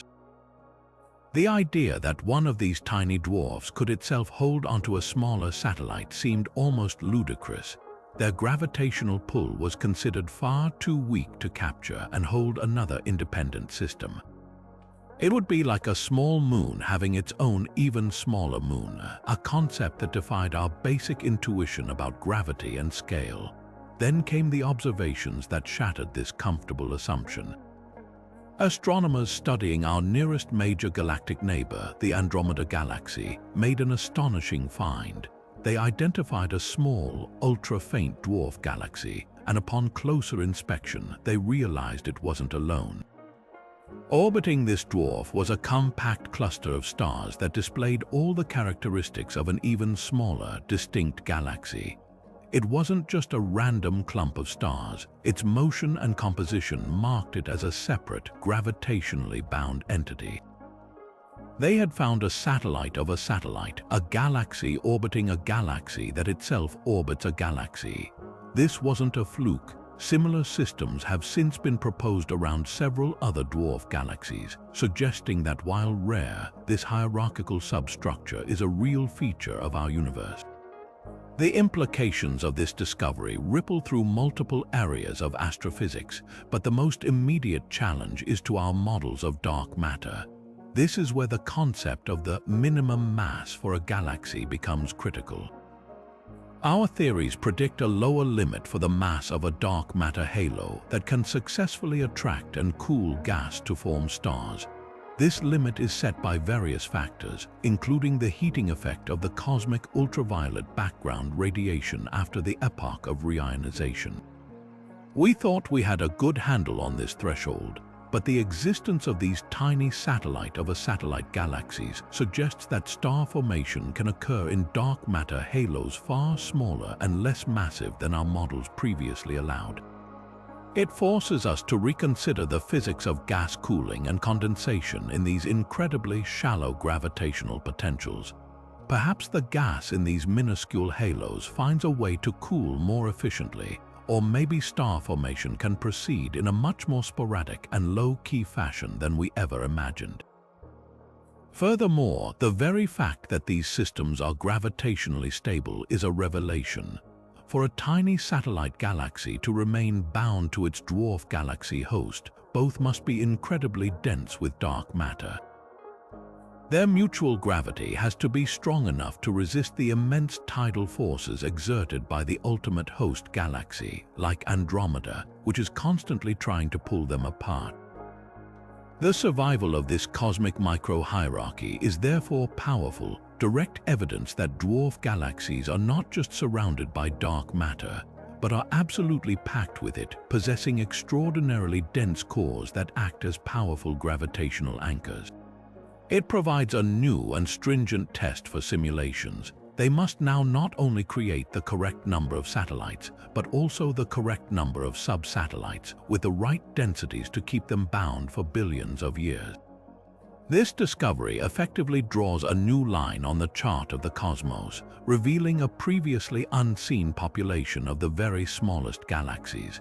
These ultra-faint satellites of dwarfs are the faintest of the faint, the smallest of the small, pushing our observational capabilities to their absolute limit. Each one we find is a treasure, a relic that has survived from the early universe in a precarious orbital dance. They represent the extreme lower boundary of galaxy formation, and by studying them, we are essentially probing the properties of dark matter on the smallest possible scales. Their mere existence is a challenge, a cosmic whisper that tells us our understanding of structure is still incomplete, and that the universe has a few more surprises hidden in its deepest, smallest corners. The ferocious energy released within a starbursting dwarf galaxy doesn't just light it up. It can literally tear the galaxy apart from the inside out through the incredible power of galactic winds. These are not gentle breezes but colossal, superheated tsunamis of gas and metal, propelled at thousands of miles per second from the galaxy's core, carrying away the very substance of its future. This process represents one of the most dramatic forms of feedback in the universe, where the act of creation directly triggers a mechanism of destruction, and it's in these smallest galaxies where the effect is most catastrophic and transformative. The engine for this phenomenal energy release is the relentless cycle of massive stars. In a compact dwarf galaxy undergoing a starburst, thousands of these brilliant, short-lived giants are born in a relatively small volume. They live for only a few million years, and in their brief lives, they bombard their surroundings with intense ultraviolet radiation and powerful stellar winds, effectively pressure washing the surrounding space. But the real cataclysm begins when they die. These stars don't fade quietly, they explode as core collapse supernova, each detonation unleashing as much energy in a few weeks as our Sun will over its entire 10 billion-year lifetime. In a large galaxy, these explosions are spaced out over time and distance, their energy absorbed by the vast reservoir of gas and the deep gravitational well. But in a small, low-mass dwarf, the simultaneous explosion of dozens or even hundreds of supernova creates a cumulative effect that is utterly overwhelming. The collective blast waves from these supernova merge into a single, coherent shock front that sweeps up the surrounding interstellar gas like a cosmic plow. This superheated bubble of million-degree plasma expands rapidly, and because the gravitational pull of the dwarf galaxy is so weak, nothing can hold it back. It inevitably bursts out of the galaxy's confines, punching through any remaining gas and dust and erupting into intergalactic space as a bipolar outflow a galactic wind. We can actually observe these winds in stunning detail using X-ray telescopes to see the superheated gas and optical telescopes to observe the glowing filaments of material being carried along. In galaxies like M82, the closest starbursting dwarf to us, we see a literal hurricane of matter blasting out perpendicular to the galaxy's disk, a stark visual testament to the incredible forces at work within. The impact of these winds on the dwarf galaxy itself is nothing short of evolutionary. They don't just remove a little gas, they can eject a significant fraction of the galaxy's entire baryonic mass, perhaps 50% or more, in a single event. This is a catastrophic loss. Since cold gas is the sole fuel for future star formation, this ejection effectively terminates the starburst and dooms the galaxy to a future as a quenched, red and dead system. The galaxy's own brilliant firestorm of star formation has blown out its own candle, ensuring that its period of glory will be both spectacular and brief. This process is likely the primary reason why we see so many faint, ancient dwarf galaxies that have no young stars. They aren't just old, they are galaxies that had their potential for new life violently stolen from them billions of years ago by their own internal fury. Yet, while this wind is a death sentence for the dwarf galaxy, for the wider universe, it is a vital act of cosmic recycling. The material ejected in these galactic winds is not pristine hydrogen and helium. It is heavily enriched with the very elements forged in the hearts of those massive stars and scattered by their violent deaths. This outflow is laden with carbon, oxygen, nitrogen, silicon, and iron, the fundamental building blocks of planets and ultimately life. These winds inject these heavy elements directly into the so-called circumgalactic medium, the vast reservoir of gas surrounding galaxies, and even into the true intergalactic voids. This process is a primary mechanism for polluting the entire cosmic web with metals, ensuring that future generations of galaxies and the stars and planets within them will form from gas that is already enriched. The death of one small galaxy, therefore, contributes to the potential for richer, more complex life elsewhere, a poignant trade-off where a local catastrophe becomes a foundational contribution to the chemical evolution of the entire cosmos. If you've ever looked through an astronomy textbook, you're familiar with the elegant classification system for large galaxies. Stately spirals with their winding arms, smooth ellipticals ranging from round to oval, and the occasional oddball lenticular. It's a cosmic taxonomy that suggests order and predictability, but when we turn our gaze to dwarf galaxies, that entire neat and tidy system breaks down completely. These smallest galactic systems defy our attempts to put them in simple boxes, presenting a wild and wonderful diversity of shapes that range from the perfectly spherical to the utterly chaotic. This isn't a realm of orderly spirals, it's a universe of unique individuals, each with a form that tells a story of its turbulent history and fragile existence. The most common types of dwarf galaxies showcase this range dramatically. On one end of the spectrum, we have the dwarf spheroidals. These are the galaxies that often orbit larger hosts like the Milky Way, and they look exactly as their name suggests, faint, diffuse, and roughly spherical clouds of old stars. They possess little to no gas and show no signs of recent star formation, making them look like cosmic smoke rings or ghostly apparitions. Their shape is a clue to a quiet, if not tragic, life. Many astronomers believe their simple, rounded form is the result of being gravitationally processed by their massive host galaxy. Billions of years of tidal forces have stretched and pulled them, effectively erasing any internal structure they once had and smoothing them into these faint, featureless balls of stars. They are the cosmic equivalent of a river stone, worn smooth by eons of flowing water. At the opposite extreme are the dwarf irregulars. These galaxies are the polar opposites of their serene spheroidal cousins. They are messy, clumpy, and utterly lacking any symmetrical structure. Instead of elegant arms, they are a jumble of bright star-forming regions, dark dust lanes, and chaotic gas clouds. They often look like someone splattered glowing paint across the void. This chaotic appearance is a direct result of their ongoing, vigorous star formation. The tremendous energy from newborn stars and supernova constantly churns the galaxy's gas, preventing it from settling into an ordered disk or spiral. Their gravity is too weak to maintain structure against this internal turmoil, so they remain forever young and unsettled, a beautiful cosmic mess. What ultimately determines whether a dwarf galaxy becomes a smooth spheroidal or a chaotic irregular? The answer lies in a complex interplay of three major factors: mass, environment, and history. A dwarf galaxy's mass is its primary defense against chaos. A slightly more massive dwarf has a stronger gravitational pull, which can help it hold its gas and stars together more effectively, potentially allowing it to form a rotating disk and maintain some structure. But for the smallest dwarfs, gravity is simply too weak to impose order. The random motions of stars within them often outweigh any organized rotation, leading to their puffy, irregular shapes. Environment acts as a powerful external sculptor. A dwarf galaxy living a solitary life in a quiet void has the freedom to evolve on its own terms. It can hold onto its gas and remain an irregular, star-forming system for much longer.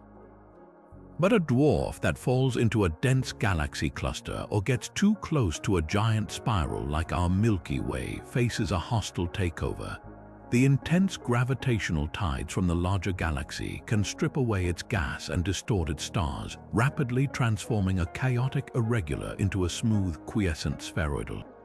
Meanwhile, the searing heat of the intracluster medium in a galaxy cluster can blow away a dwarf's gas through ram pressure stripping, instantly quenching star formation and freezing its shape in time. The environment doesn't just influence these galaxies, it often dictates their entire morphological destiny. Perhaps the most fascinating clue to a dwarf galaxy's shape is written in the subtle motions of its stars. In large spiral galaxies, rotation is king. The orderly swirl of the disk is what defines it and holds it together. But in dwarf galaxies, a different force dominates random motion. The stars within a typical dwarf spheroidal don't orbit in a neat plane. They buzz around in every direction like a swarm of bees, with their random velocities providing the pressure that supports the galaxy against its own gravity. This is a key reason why they appear round and puffy. In dwarf irregulars, the balance is tipped even more extremely. There is often some rotation, but it is messy and disorganized, easily overwhelmed by the random motions stirred up by supernova explosions and the gravitational pull of passing gas clouds. This lack of dominant rotation is the fundamental reason why dwarf galaxies refuse to form the elegant, ordered structures of their larger cousins. They are governed by chaos, both inside and out, and their endlessly varied forms are a direct reflection of that beautiful, complex reality.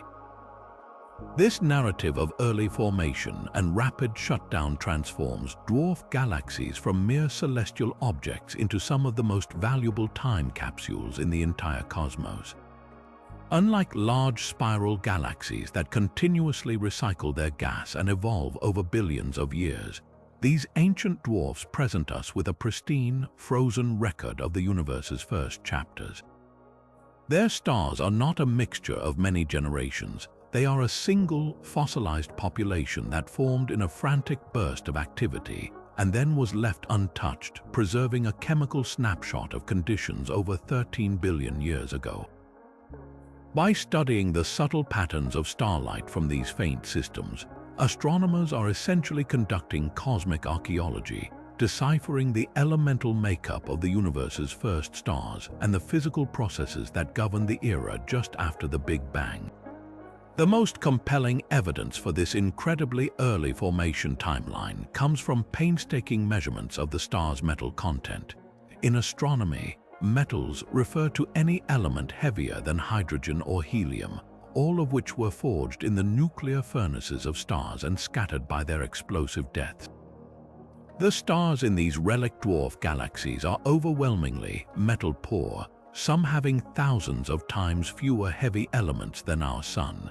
This profound lack of metals is a clear signature that they formed from gas that had been scarcely polluted by previous generations of stars.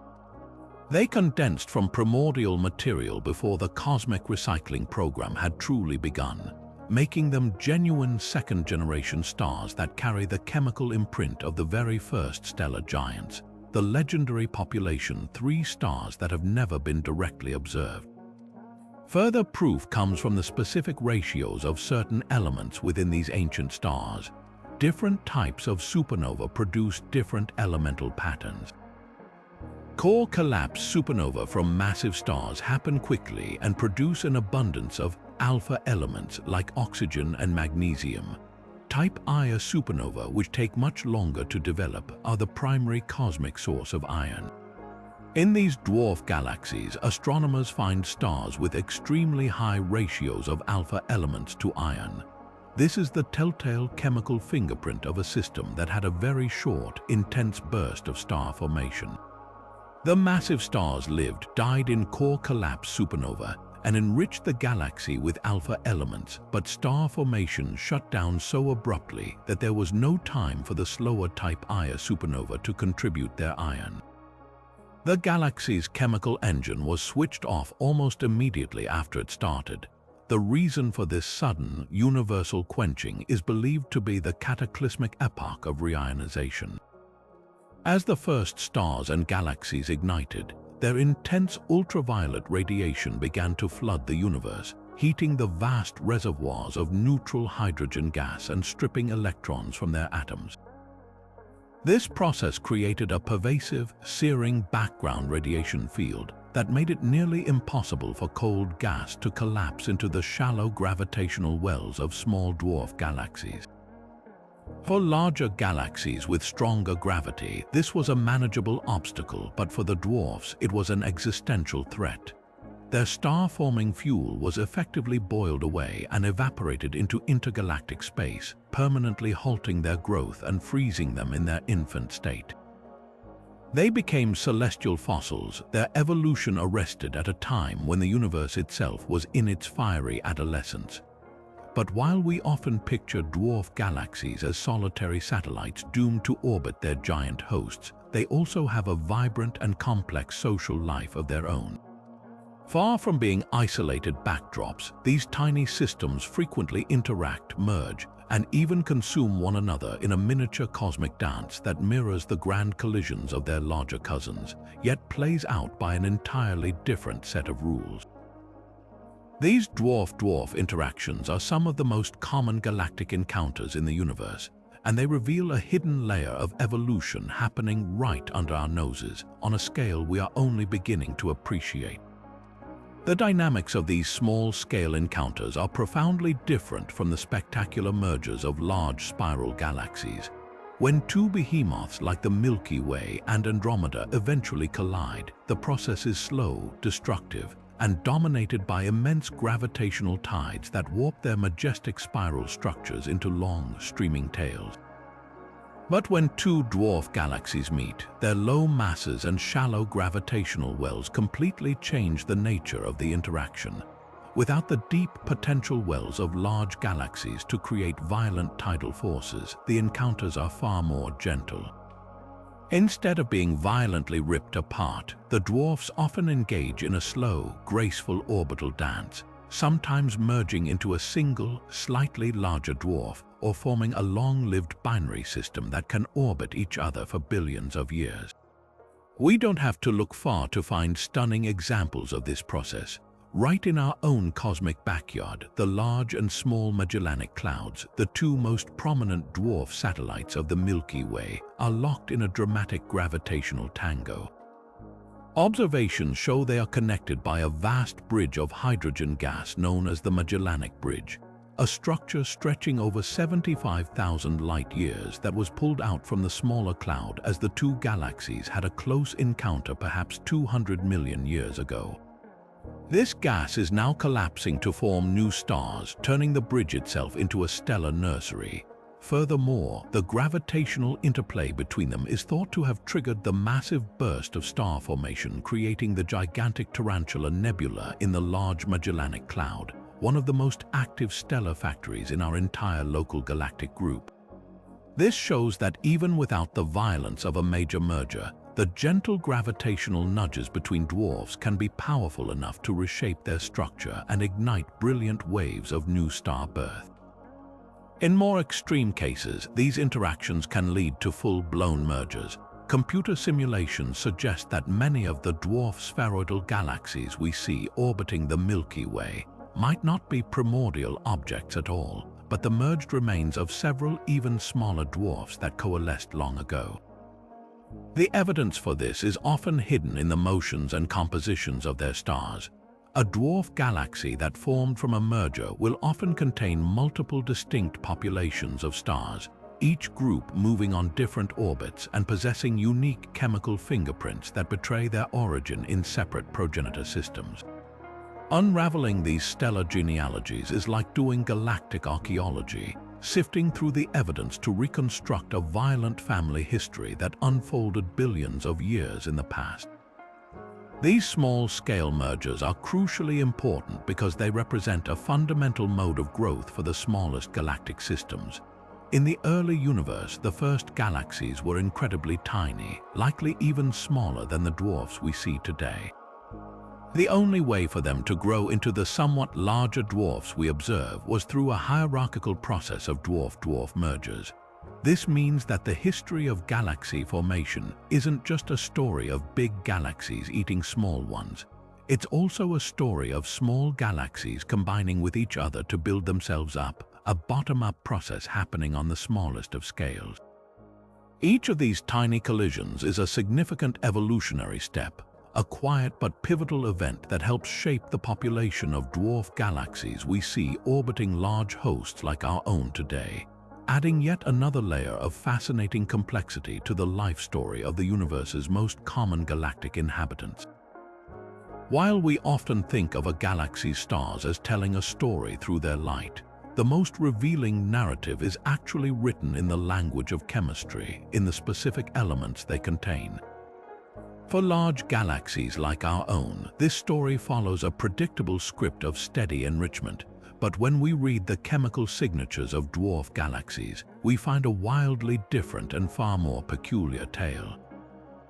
These tiny systems display bizarre and unexpected patterns in their elemental abundances that completely upend our understanding of how elements are forged and scattered across the cosmos, pointing to a universe with far more diverse pathways for creating the stuff of matter itself. One of the most startling chemical quirks is found in the specific ratios of what astronomers call alpha elements like oxygen, magnesium, and silicon to iron. In the Milky Way, this ratio is relatively consistent, telling a story of well-mixed gases and continuous star formation over billions of years. But in many dwarf galaxies, this ratio is dramatically skewed. We find stars with an incredible overabundance of alpha elements compared to their iron content. This strange imbalance is a clear chemical fingerprint of a very different life history. It tells us that these dwarfs experienced a single, incredibly intense burst of star formation right at the beginning of their lives. This burst produced a multitude of massive stars that lived fast, died young in core collapse supernova, and flooded the galaxy with alpha elements. But then, star formation shut down abruptly. It ended so quickly that there was no time for the slower-paced type Ia supernova, the universe's primary source of iron, to contribute their share. The galaxy's chemical engine was switched off almost immediately after it started, leaving behind a population of stars permanently frozen with this extreme alpha-rich signature. But the surprises don't end there. The story gets even stranger when we look at the abundances of lighter elements, particularly carbon. Astronomers have identified a significant number of stars in ultra-faint dwarf galaxies that are known as carbon-enhanced metal-poor stars or CEMP stars. These are among the most ancient stars in existence, with incredibly low overall metal content, yet they possess a surprising and inexplicable abundance of carbon. This is deeply counterintuitive. In standard stellar nucleosynthesis, the elements produced in a star are expected to scale together. As metallicity increases, so should everything else. But these stars break that rule entirely. They have almost no iron, yet they are rich in carbon. This suggests that the very first stars, the ones that polluted the gas that formed these second-generation stars, must have operated by a different set of nuclear physics. Perhaps they were fantastically massive, rotating giants that mixed their interiors in unusual ways, or maybe they died in rare types of supernova that preferentially ejected carbon while locking heavier elements like iron into a collapsing black hole. These CEMP stars are like ancient diaries with a few cryptic entries, offering tantalizing but baffling clues about the properties and deaths of the universe's very first stellar generations. Perhaps the most complex chemical puzzle involves the distribution of the heaviest elements, those created by the slow and rapid neutron capture processes. These processes are responsible for creating elements like barium, strontium, europium, and gold. In the Milky Way, the abundances of these elements relative to each other follow a fairly predictable pattern, built up over billions of years of continuous chemical evolution from many different stellar sources. But in dwarf galaxies, these patterns are all over the map. Some dwarfs show a stunning overabundance of elements from the rapid neutron capture process, which is associated with the most violent events in the universe, like neutron star mergers. Others show a surprising dominance of elements from the slow process, typically tied to the internal workings of aging, intermediate mass stars. This wild variation implies that the production and distribution of these heavy elements were not a smooth, universal process. Instead, it suggests that a single, rare event, one neutron star merger or one peculiar type of supernova, could completely dominate the chemical enrichment of an entire dwarf galaxy. In a large galaxy, the products of such an event would be diluted and mixed with material from thousands of other sources. But in a small, fragile dwarf, the signature of that one catastrophic event is imprinted permanently onto all subsequent generations of stars, creating a unique chemical identity that sets it apart from every other galaxy in the sky. These bizarre chemical patterns force a monumental shift in our perspective. They prove that dwarf galaxies are not merely smaller, simpler versions of large spirals. They are fundamentally different classes of objects that followed their own unique evolutionary pathways. Their chemical histories are not scaled-down versions of the Milky Way story. They are entirely different genres of cosmic literature. The peculiar abundances we see are the direct result of their truncated star formation histories, their inefficient mixing of elements, and their vulnerability to being chemically dominated by just a few powerful stellar events. Each dwarf galaxy's distinct elemental fingerprint is therefore a powerful tool, allowing us to classify them not just by their shape or size, but by the very story of their creation and demise. By learning to read this complex chemical language, we are deciphering a deeper truth about the universe, that it has a far richer and more diverse set of recipes for building galaxies and forging the elements than we ever could have imagined from studying our own galactic home alone. Yet the story doesn't end with simply mapping the dark matter. The real breakthrough comes from what these measurements reveal about the fundamental nature of dark matter itself. The way dark matter is distributed within a dwarf galaxy, the very shape of its density profile serves as a powerful test for different theoretical models. For decades, the leading cold dark matter paradigm predicted that these halos should have a steep, dense peak at their centers, a feature known as a cusp. But as we discussed earlier, observations consistently reveal the opposite. Many dwarfs show a flat, constant density core. This core cusp problem is one of the most persistent tensions in modern cosmology, and it's by studying the kinematics of stars in these faint systems that we gather the evidence. The gentle orbital motions of stars in the heart of a dwarf galaxy are exquisitely sensitive to the underlying gravitational field, and their measured speeds consistently point to a shallower distribution of mass than our best simulations predict. This discrepancy isn't a mere observational error. It's a robust signal that is forcing physicists to reconsider the properties of the elusive dark matter particle. Could it be that dark matter isn't completely cold and collisionless? Theories like self-interacting dark matter propose that these particles can actually bounce off one another through some unknown force, and these interactions would naturally smooth out the central cusp into a core, elegantly resolving the observed data. Alternatively, the answer might lie in the complex role of ordinary matter. The incredible energy released by supernova explosions in a dwarf's youth could have physically pushed the dark matter around, dynamically reshaping the halo from a cusp into a core through a process known as baryonic feedback. Each careful measurement of stellar motions in these tiny galaxies therefore weighs in on this grand theoretical debate, transforming them from simple collections of stars into critical laboratories for fundamental physics.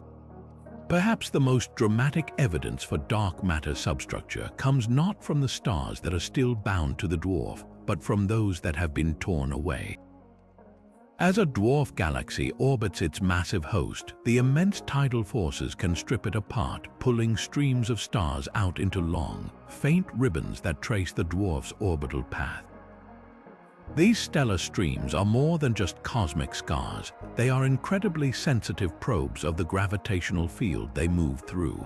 According to our models, the dark matter halo of the Milky Way is not a smooth, featureless cloud. It should be filled with hundreds of subhalos lumps of dark matter that never manage to form stars.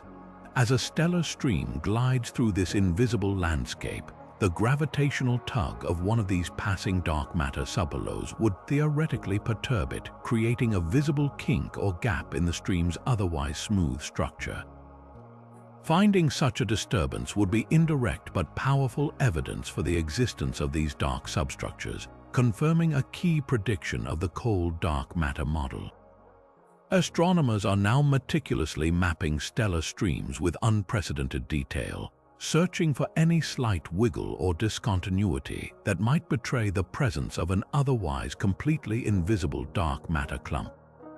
It's a galactic version of detective work where the clue is a subtle distortion in a line of stars, and the suspect is a massive, unseen object made of the universe's most mysterious substance. The implications of this research extend far beyond understanding dwarf galaxies alone. By using them to test the properties of dark matter on the smallest scales, we are effectively stress-testing our entire cosmological model. The cold dark matter paradigm has been spectacularly successful at explaining the universe on large scales, from the cosmic microwave background to the vast web of galaxy clusters. But if it fails to accurately predict what we see in the smallest, darkest galaxies, it may require a fundamental revision.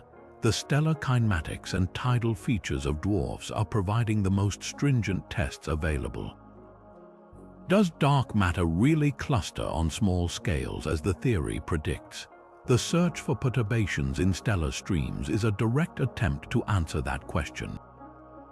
Is the central density profile of dark matter halos cuspy or chord? The precise motions of stars in dwarf spheroidals hold the key. The answers we find will either solidify our current understanding or force us down a new path, perhaps toward warmer dark matter, self-interacting particles, or something even more exotic. In their faint light and delicate structures, dwarf galaxies hold the power to reveal the true nature of the universe's hidden architecture, proving once again that the biggest secrets are often found in the smallest of places. Peering into the cosmic future, the ultimate fate of dwarf galaxies is written not in the stars themselves, but in the invisible gravitational currents that govern the large-scale structure of the universe.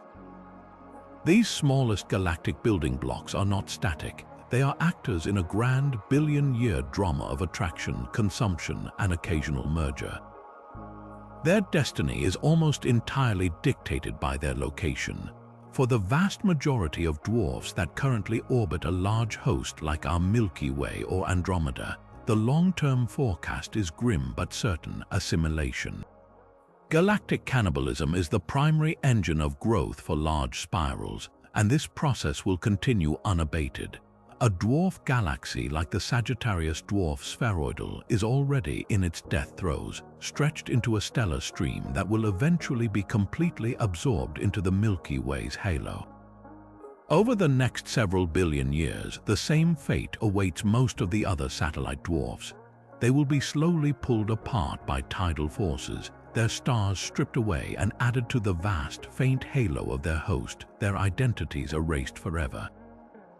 Their dark matter halos, however, may persist longer, eventually merging with the larger halo of the giant galaxy, becoming an indistinguishable part of its invisible gravitational bulk. This is a cyclical process of cosmic recycling where the building blocks of yesterday become the galactic halo of tomorrow. But what of the dwarfs that are not bound to a giant? Those isolated galaxies drifting in the immense voids between the great filaments of the cosmic web face a very different and perhaps lonelier fate. Without a large galaxy to consume them or a dense environment to strip their gas, these isolated dwarfs are free to continue their solitary existence for hundreds of billions of years, far longer than the current age of the universe. However, their future is not one of vibrant activity, but of a slow and gradual fading. Many of these systems are already quenched, their star formation having ended long ago due to internal feedback processes. As their stellar populations age, the most massive stars will have long since died, and the remaining lower mass stars will steadily burn through their fuel. Over trillion-year timescales, these galaxies will redden and dim, their light output decreasing as their stars become white dwarfs and eventually cool into black dwarfs, a process so long it surpasses the current age of the universe. They will become dark, fossilized galaxies composed of stellar remnants and whatever dark matter they contained, drifting silently in the ever-expanding void.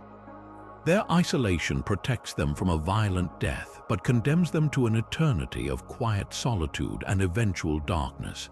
There is a third, more dynamic possibility for some dwarf galaxies: merger with each other. Just as large galaxies grow by absorbing smaller ones, dwarf galaxies themselves can merge to form larger, more massive dwarf galaxies or even small, irregular galaxies. We see evidence of this in their stellar populations. Some dwarfs contain distinct groups of stars with different chemical signatures and motions, suggesting they are the product of ancient dwarf-dwarf mergers. In the future, particularly within small groups of dwarfs that are gravitationally bound to each other but isolated from giants, this process could continue. These slow, gentle mergers, lacking the violent tidal forces that characterize large galactic collisions, could build up a new generation of more substantial dwarf galaxies. This bottom-up growth is a fundamental prediction of hierarchical structure formation, and it suggests that even in the far future, the universe will still be building itself from the smallest pieces upwards. The most dramatic future event in our local galactic neighborhood, the collision between the Milky Way and Andromeda, will utterly reshape the fate of every dwarf galaxy currently orbiting them.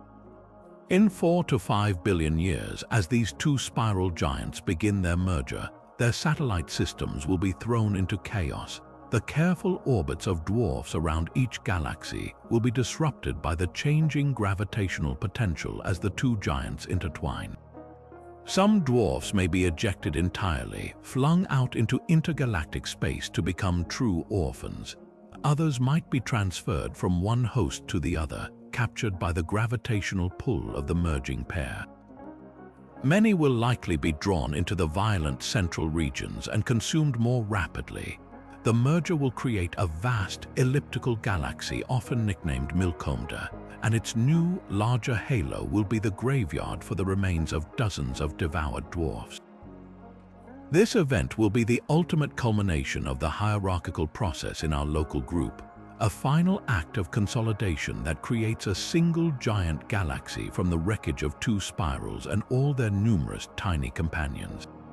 Looking to the very far future, governed by the relentless acceleration of dark energy, the fate of all galaxies, including dwarfs, becomes profoundly isolated. As the expansion of the universe accelerates, galaxy clusters will become increasingly isolated islands, their gravitational bonds the only thing preventing them from being pulled apart. Within a cluster, dwarf galaxies will continue to be consumed by larger galaxies or merge with each other. But for dwarfs in the void, the accelerating expansion will eventually cut them off from all other structures. They will be truly alone, their light unable to reach any other galaxy, and the light from all other galaxies forever redshifted out of view.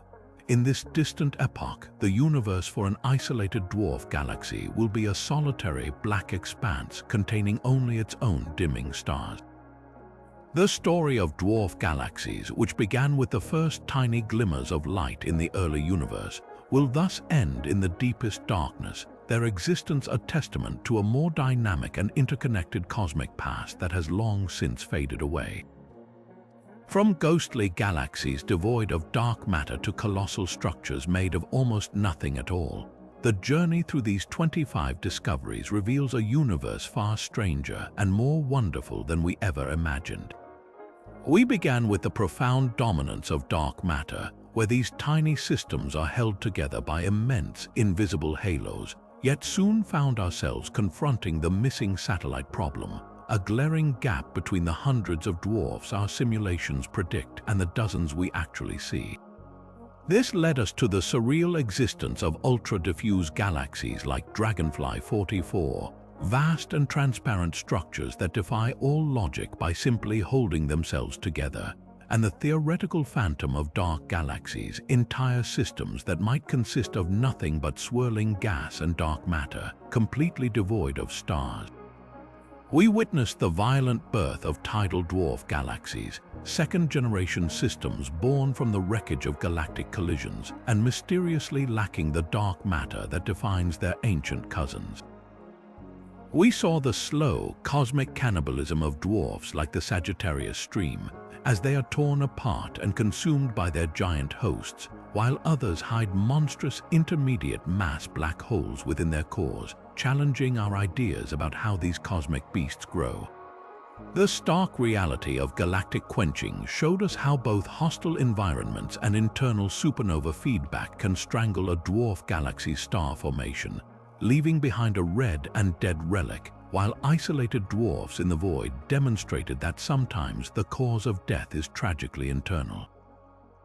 The discovery of vast, rotating planes of satellites around the Milky Way and Andromeda presented a geometric puzzle so precise it threatens to unravel our cosmological models, while the core cusp problem revealed a deep disagreement between the predicted and actual distribution of dark matter at the hearts of these galaxies.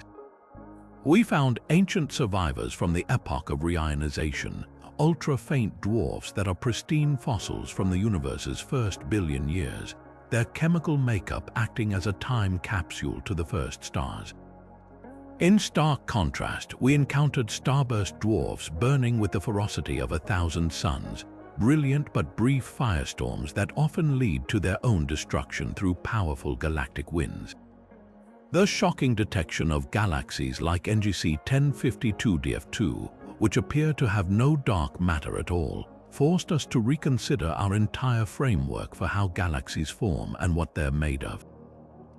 The bizarre and varied chemical signatures within dwarfs told a story of truncated lives and unique enrichment histories, where a single supernova could dictate the entire elemental makeup of a galaxy.